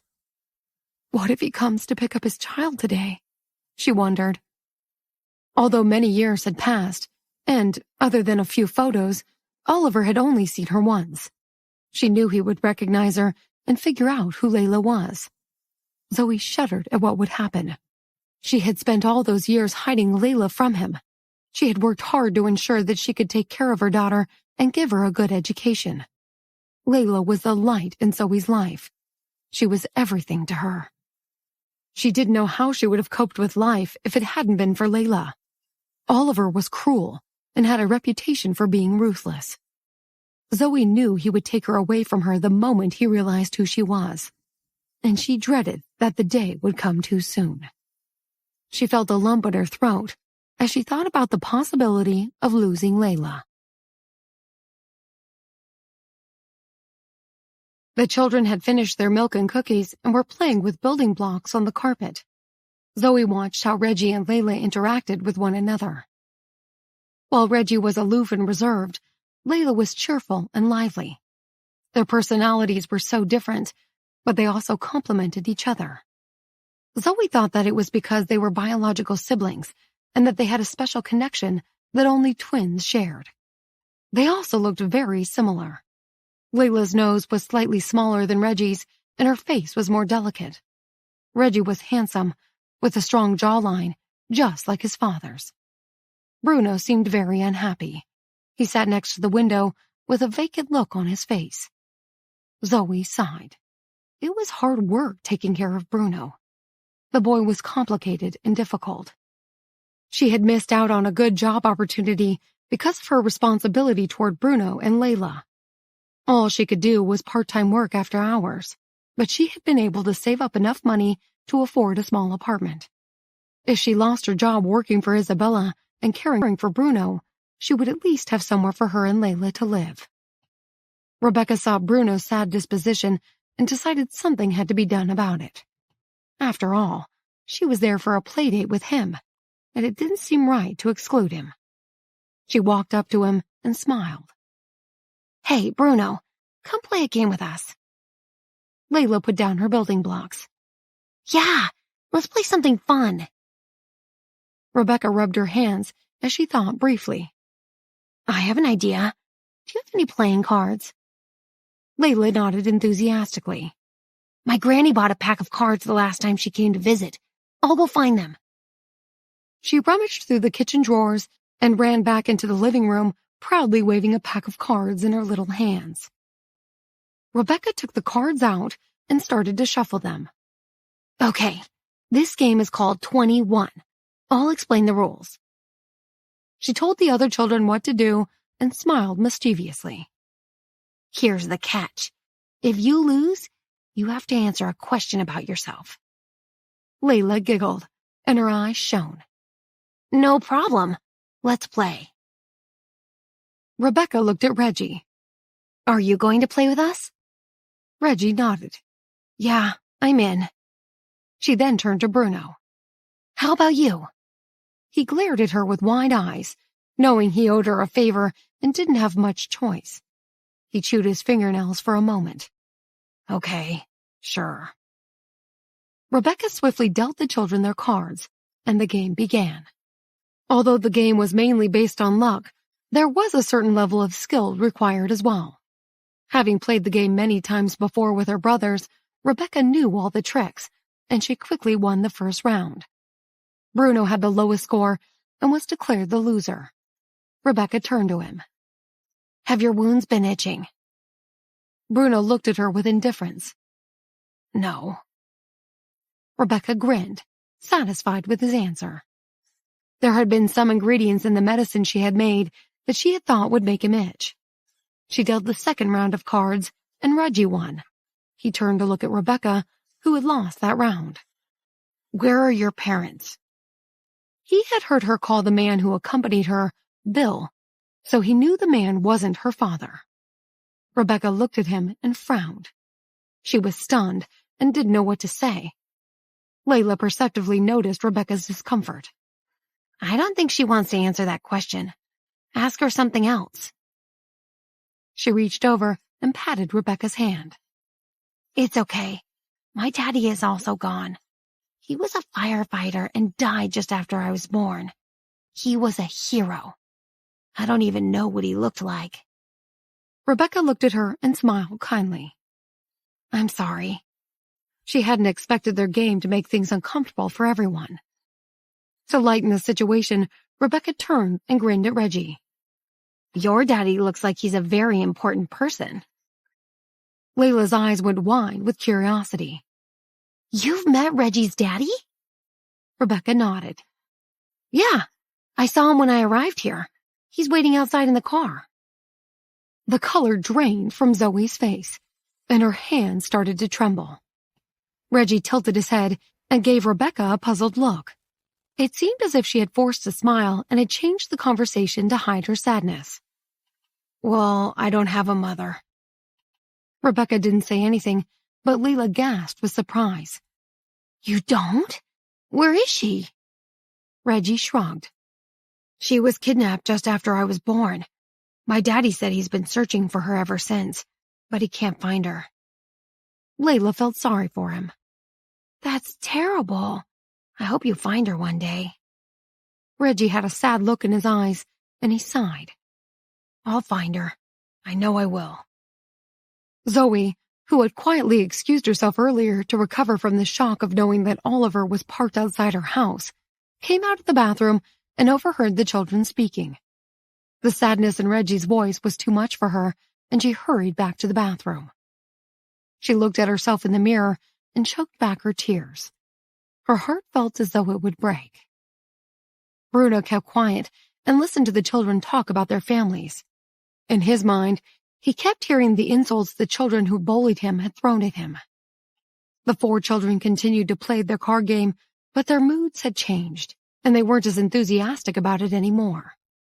Layla finally won a round and clapped her hands with glee. She turned to Reggie. "Can you and Rebecca come again for another play date?" Surprised, Reggie looked at her, and then at Rebecca. "Yeah, I'm sure I can." Rebecca nodded. "Me too." Layla laughed excitedly. "That's great! Bruno, aren't you glad we have friends?" Bruno pursed his lips and rolled his eyes. Layla packed away the playing cards and brought out a large box of puzzles for them to play with. The hours passed, and it was almost lunchtime. Zoe invited Rebecca and Reggie to stay for lunch, but they both said they wanted to go home. Before they got ready to leave, Zoe decided to take a photo of them. She made them stand in a row with Rebecca and Layla in the middle and Bruno and Reggie on either side. "Say cheese!" Zoe snapped a few photos with her phone. As was typical with children, they couldn't keep still, and most of the shots didn't turn out well. Layla's eyes were half closed in one shot, while Rebecca had been fidgeting in another, and her face was blurred. Zoe deleted them and saved the one photo that had come out perfectly. She then reluctantly walked toward the front door, gesturing for Reggie to walk ahead, followed by Rebecca and Bill. She deliberately stayed inside, just out of sight, afraid that Oliver might see her. Reggie smiled at Zoe as he walked out. "Thanks for a lovely morning, Auntie Joanne." Zoe watched her little boy turn around, and she felt a surge of warmth in her heart. But she didn't realize that Reggie had sent Oliver a message saying he was done. So, when he opened the front door, he found Oliver on the porch, waiting for him. "How was your playdate?" Oliver's deep voice terrified Zoe, and she felt a shiver run down her spine. She made sure to stay hidden inside the house. Reggie laughed. "It was so much fun. Can I come visit again?" Oliver patted him on the back. "Sure, son. Just let me know when."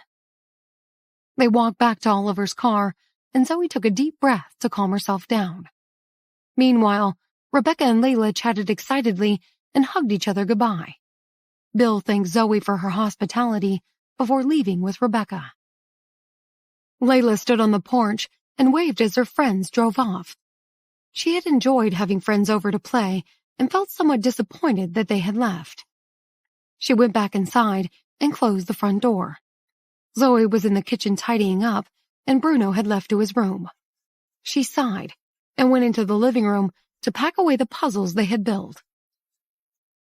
In the back seat of a chauffeur-driven car, Reggie stared out of the window, lost in thought. Oliver looked at him with curiosity. "Do you enjoy playing with your school friends?" Reggie knew that he was referring to Rebecca. He kept silent for a minute. "Yeah, it's okay." Oliver nodded. "I see that Bruno has a little sister." Reggie thought about Layla and her pretty smile. She was very kind, and he felt comfortable around her. It almost felt as if she were his sister. "Yeah, she's the same age as me." Oliver was glad for Reggie. His son didn't have many friends, and it was a relief that he was finally getting along with some other children. "Well, let's see if we can organize another playdate soon." Reggie looked at him and smiled broadly. "I'd really like that." The next few months were busy, but Reggie often visited Bruno's house, taking Rebecca with him each time. One weekend, Rebecca said she couldn't join him because she was going with Bill and Cynthia to forage for plants in the mountains on the outskirts of town. There was a specific plant that only flowered at that time of year, and they wanted to find it. She said it would take the whole weekend and that she was going to camp there overnight. Reggie didn't want to go to Bruno and Layla's house alone, and he had never been camping in the mountains before. So he asked Rebecca if he could tag along. Rebecca was surprised, but didn't have any objections. She thought it would be fun to have Reggie with them. "Let's ask Bruno and Layla to come with us too." Reggie's eyes lit up. "Yeah, that's a great idea. I'll phone Auntie Joanne and ask her." Zoe was surprised when she answered the phone and heard Reggie's voice on the other end of the line. After listening to him, she reluctantly agreed to let Layla and Bruno join them. She also took the opportunity to ask him about Oliver. "Will your father be going with you?" Reggie sighed. "No, wish he could, but he's away on a business trip. I don't think he'll be back in time. One of my bodyguards is coming with me." Zoe breathed a sigh of relief. "That's a pity. I'll make us some treats for the trip. See you soon." Reggie brushed his teeth and put on his pajamas. It was the night before the camping trip, and he was very excited. He was about to climb into bed when, to his surprise, he heard Oliver's voice in the entrance foyer. Reggie rushed downstairs to greet him. "Daddy, you're home! Don't forget, I'm going camping with Rebecca tomorrow. We're going foraging for a special flower that she needs for one of her medicinal concoctions." Oliver rubbed his chin and seemed to be thinking of something. "That sounds like fun. I don't have anything planned for the weekend, so I may as well go with you." It was a bright and sunny morning, and Rebecca and Cynthia waited with Bill at the foot of the mountain. Reggie, Layla, and Bruno had promised to go camping with them, and the two cousins chatted excitedly while they waited. The mountain was part of a nature reserve well known for its rare species of plants. Bill had organized a permit so that Rebecca was allowed to camp and forage in the thick forest. With their camping gear stacked neatly in a heap, Bill rechecked the permit and stared into the distance. A luxury SUV approached and pulled over. The driver got out and opened the rear passenger door for Oliver and Reggie.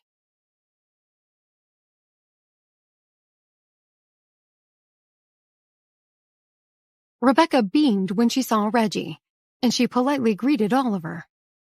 "Hello, Uncle Oliver." Oliver nodded and greeted Bill. "Reggie says 2 more friends are joining us this weekend." Bill took their camping gear and placed it next to the girls' bags.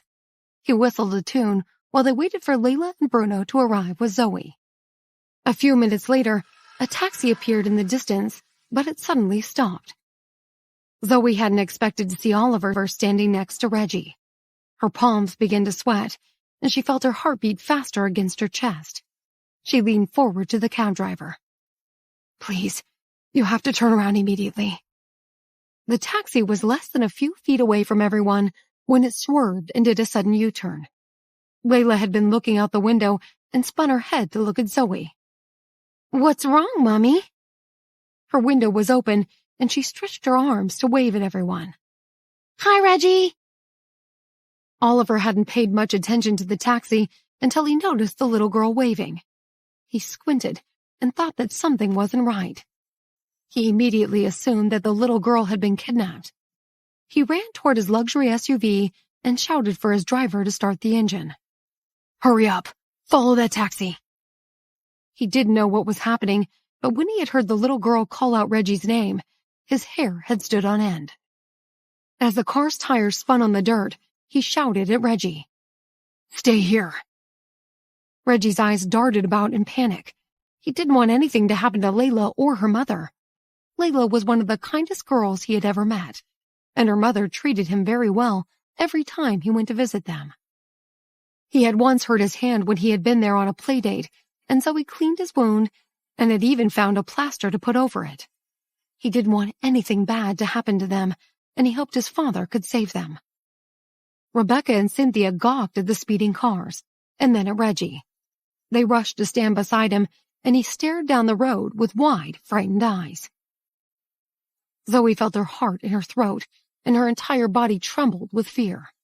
She couldn't expect the taxi driver to understand her anxiety and urgent need to get away from Oliver. She also didn't have much cash on her, but she reached for her purse and took all she had and waved it at the taxi driver.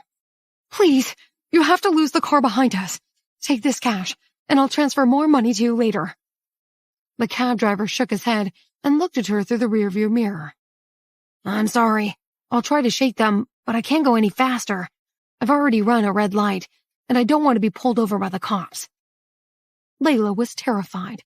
She clutched Zoe's hand, not knowing what was going on. Much to Zoe's surprise, Bruno suddenly spoke up. "Auntie Joanne, I have an idea. When we turn the corner, you and Layla jump out, and I'll stay behind. Then the car can catch up to us, and they'll only find me." Zoe's heart warmed at his brave suggestion, but she shook her head. She realized that there was no way out. Even if they lost Oliver that day, he would figure out who they were eventually and come after them. Her thoughts were racing when, suddenly, there was a loud bang, and the three of them slammed into the car seats in front of them. The cab came to a stop, and the driver cursed loudly. He got out of the taxi to inspect the damage. In his hurry to get away from Oliver, he had crashed into a stationary car in front of him. At the same time, Oliver's SUV caught up and pulled over. Oliver got out of his car and walked toward the cab. Zoe felt dizzy, and her head ached. She quickly checked the children, and luckily they were both unharmed. She sighed with relief, but the feeling was short-lived when she saw Oliver approaching from the corner of her eye. Her shoulders tensed up, and she knew she had reached the end of the line. Her chest tightened, and she found it hard to breathe. Layla's start in life had been traumatic, and Zoe had done everything she could to give her a stable and happy childhood. Tears welled in her eyes at the thought of losing her daughter. Zoe felt paralyzed with fear and desperation. She watched Oliver get closer and held her breath as he opened the rear passenger door. 3 thugs who were in the car that the cab had just rear-ended piled out of their car and surrounded the taxi with menacing looks in their eyes. One of them saw Oliver and growled at him. "This is none of your business. Get lost." Oliver narrowed his eyes and ignored them. He leaned over to check the passengers in the taxi. Layla was sitting next to the window with wide, terrified eyes. Bruno sat at the opposite window and glared at Oliver with clenched fists. Zoe was sitting in between the 2 children. Her hair was disheveled, and her eyes darted about as she looked at the angry men. Oliver frowned and whispered to them, "No matter what happens, stay in the car." He glanced at Layla, and she looked back at him with teary eyes. "Will you help us?" Oliver felt a tugging in his heart. Something about the little girl had touched him. Layla's imploring gaze unnerved him, and he had the strongest urge to protect her with everything he had. "It's okay. Nothing will happen to you." He straightened his body and slammed the door shut. Two of the thugs surrounded the cab driver. One of them lit a cigarette and blew the smoke into his face. "You fool! Who do you think you are to drive into the back of me?" The other thug grabbed the driver by the arm and sneered. "Yeah, you just made a huge mistake. So, what are you going to do about it?" The cab driver gasped and stuttered. He shook his head and pleaded with the thugs. "I'm so sorry. It was an accident. I wasn't concentrating. Please don't hurt me. I'll accompany you to the police station, and I have insurance." The first thug laughed cruelly. "That's not good enough. Do you really think your insurance will cover the damage? My car is a top-of-the-model range, and it'll cost a fortune to fix." He stubbed out his cigarette and glared at the driver. "I'll tell you what. Give me your driver's license, and we'll forget about the whole incident." Obtaining a driver's license was an expensive exercise, and the administration office was in a mess. Everyone knew that it was almost impossible to get a new license without having to either bribe an official or wait months for the application to be approved. The taxi driver shook his head. "If you do that, I won't be able to work anymore. How will I support my family? I promise that my insurance will pay." But the thugs didn't listen. Instead, he threw a punch that landed squarely in the taxi driver's face. The other thug glanced at Oliver. "Listen, I've already told you to scram, but if you want to take a beating like this guy, be my guest." Zoe pulled the children closer to her and tried to shield them with her body. She glanced out the window and saw Oliver attack the man. Oliver's punches were ruthless. He skillfully struck the thug in his weakest spot and knocked the wind out of him. The thugs were everyday hooligans who roamed the streets in search of trouble, and they were good fighters. But Oliver's years of boxing practice gave him the advantage. He had punched the first thug in the stomach, and he watched him fall and writhe in pain. He then turned to the other thug, and after a few quick blows, the man also landed on his knees, gasping for air. The third thug stared in horror as his companions struggled onto their feet. He grabbed the cash the cab driver had taken from his wallet and quickly helped the other two thugs into their car. Zoe thought she might have a chance to escape amidst the chaos, but she decided against it. Anything she did would make Oliver suspicious. She sat in the taxi, and her chest rose and fell with rapid breaths. She leaned closer to Bruno and whispered in his ear. "Listen to me carefully. When that man returns, you must call me Mommy. I'll explain everything to you when we get home." Bruno hadn't called anyone Mommy for a long time, and he suddenly felt sad. Zoe had just finished speaking when Oliver opened the taxi door. Layla turned to look at him. "Thank you for saving us from those horrible men." Oliver gazed into Layla's big, soft eyes, and he felt a strange wave of emotion course through his body. He reached out to help her out of the car and hugged her tightly. "Are you all right?" Zoe's heart raced, and she took a deep breath before sliding across the seat. She swung her legs out and kept her hair hanging over her face as she slowly stood up. She lowered her eyes, avoiding Oliver's gaze.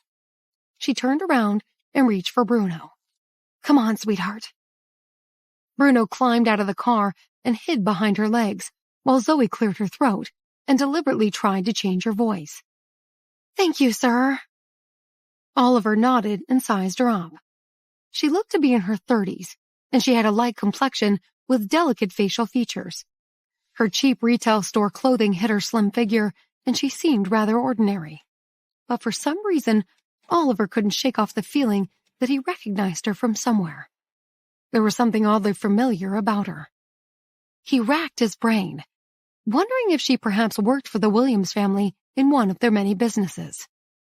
Bruno quietly stepped out from behind Zoe and took Layla's hand. He looked up at Oliver. "Thank you for saving my mommy and my sister." Layla was stunned, and she didn't understand why Bruno had called her mother Mommy. She was about to say something, but Bruno quickly squeezed her hand tightly. She realized she had to keep quiet, so she just smiled at Oliver politely. Oliver nodded and noticed Layla's pretty little smile. He didn't know why he felt a connection to her. He didn't often get involved in other people's affairs, especially if they had no consequence on him. But something had compelled him to chase after the taxi after he had heard her greet Reggie. He sighed and wondered what his missing daughter looked like, guessing that she and Layla would be about the same age. He thought that it was maybe because he had lost his daughter and that he had an affection for Layla. The taxi driver had recovered from his shock and glared at Zoe angrily. If she hadn't compelled him to race away from Oliver, he wouldn't have ended up in an accident and gotten into a street fight with thugs. But he took one look at Oliver and decided to stay away from him. Instead, he got into the taxi and called his insurance company.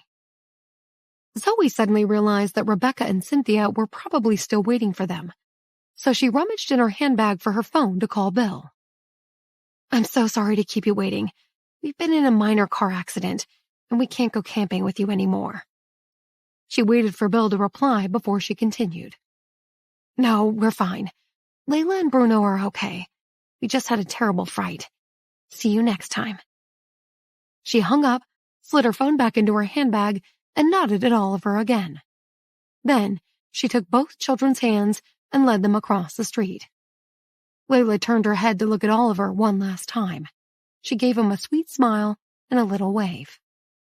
Oliver watched them walk away and had a sudden urge to run after them, but he stopped himself, confused at the strange feelings the little girl had stirred in him. Zoe turned the corner and felt the tension in her shoulders soften slightly. She breathed a sigh of relief, but her palms were still sweaty. She checked over her shoulder to make sure that Oliver wasn't following them before she hailed a taxi to take them home.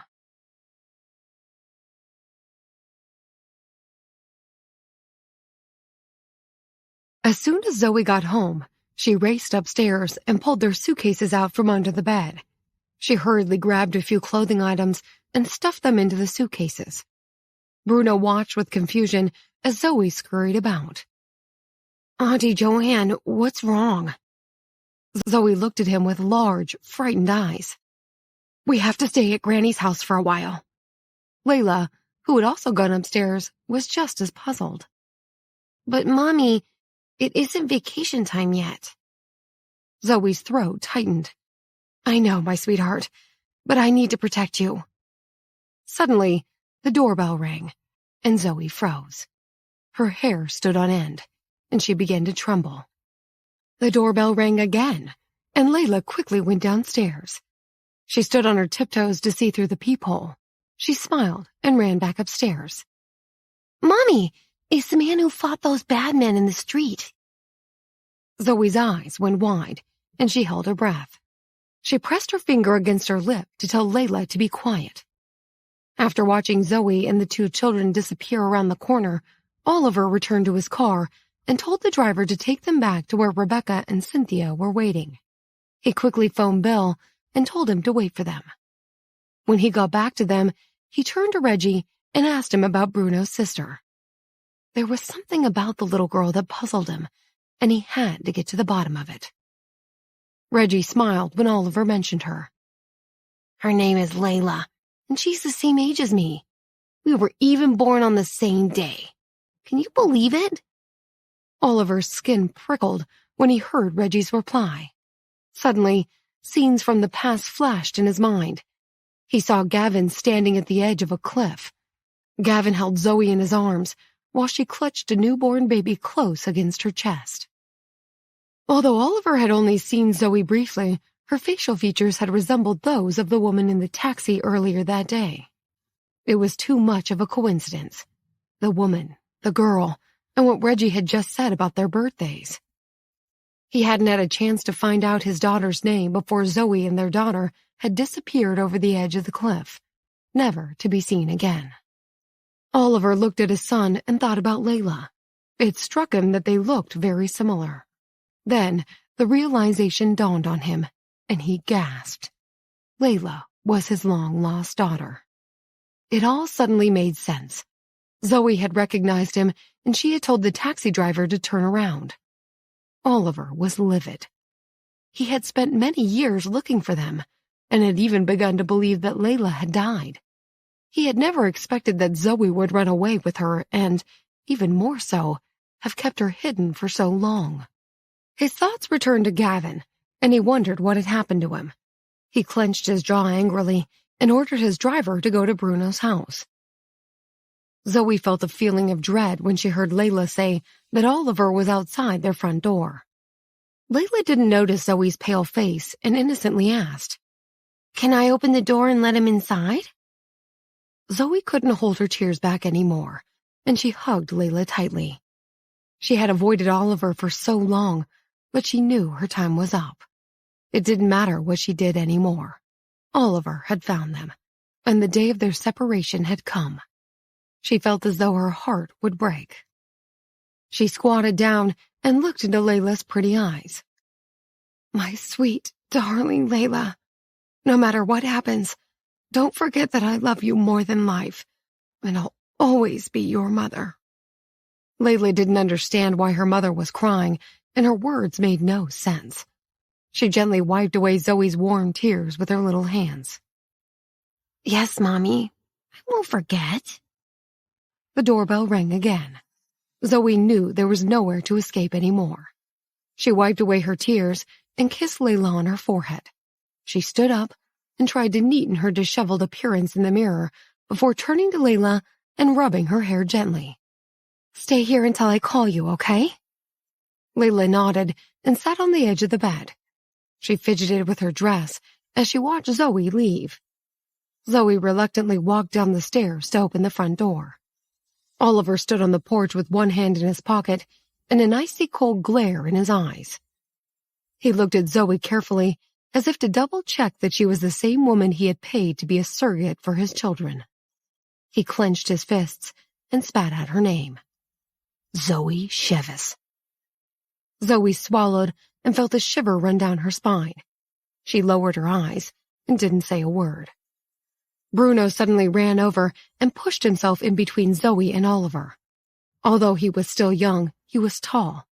He gave Oliver a dirty look.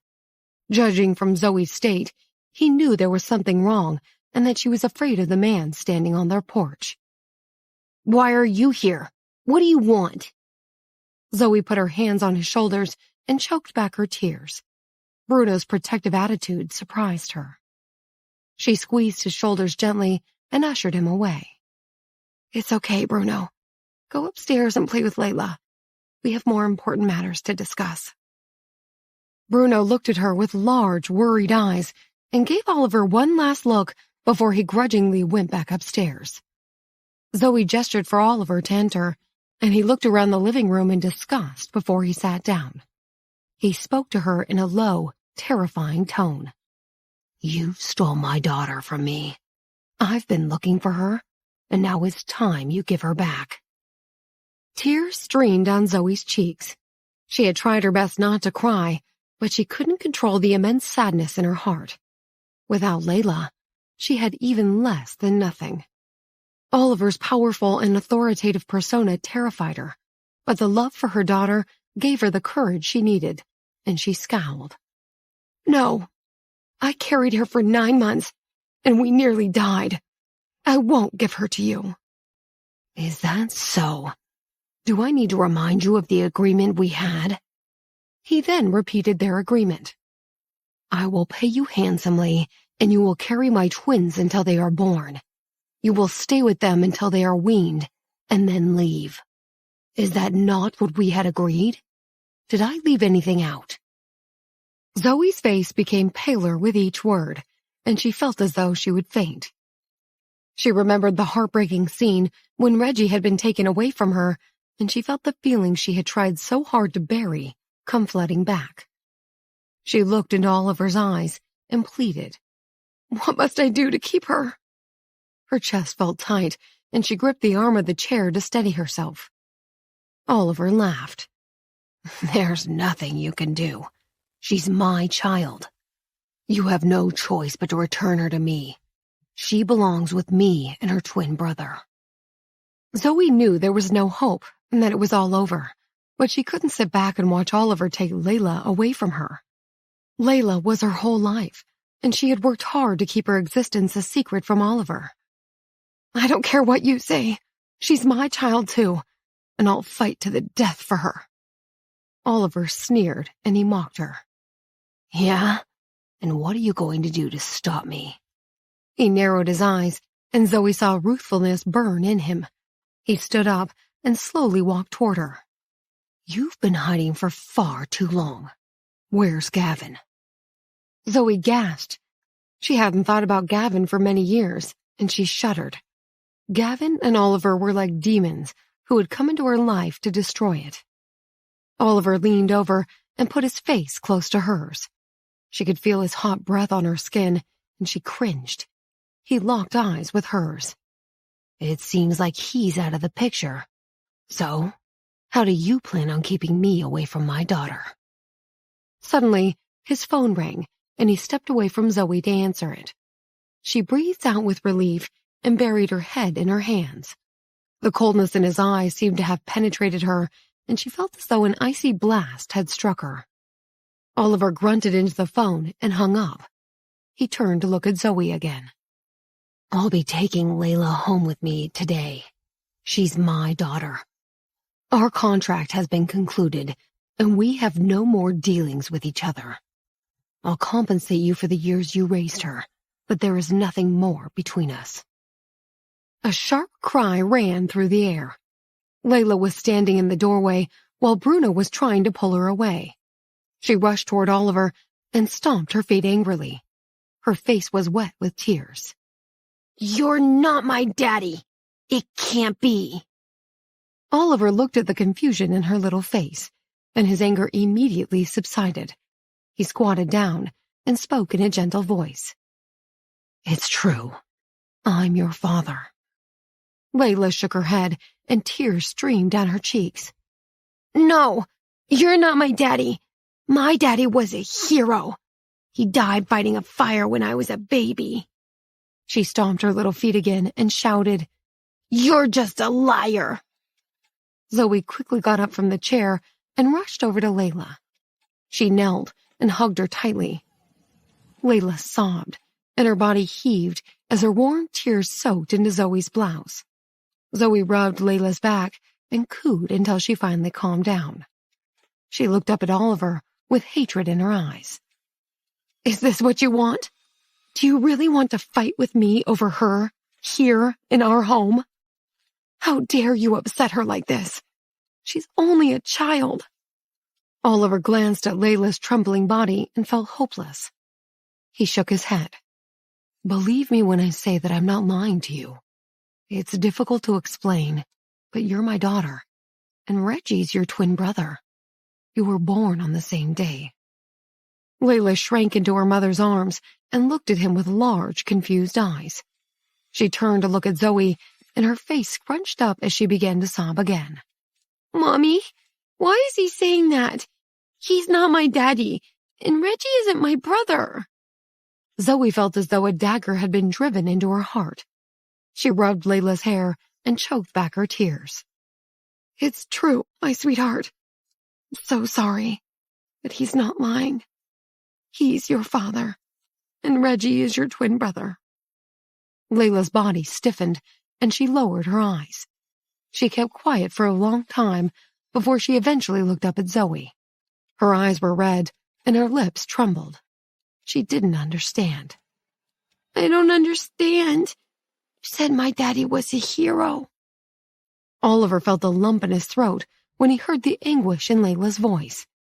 He couldn't bear to hurt her feelings any longer and realized he had to go with Zoe's lie. He sighed. "Daddy had to go away. I can't explain it now, but I couldn't stay. Your mommy didn't know, and she thought I had died in a fire. I'm so sorry." Layla looked at him and blinked as a thought crossed her mind. Then why did you say you wanted to take me away? Oliver was left speechless and stuttered briefly before replying. Because we're a family, and you have a brother who misses his sister. Don't you want to live with me and Reggie? Layla thought about Reggie. Although they were close and got along, he was just a friend. She shook her head adamantly. I want to stay with Mommy and Bruno. Oliver's expression hardened slightly. Your mommy promised that you would live with me after you were born. It's time you come home. Layla pressed herself against Zoe and put her arms around her neck.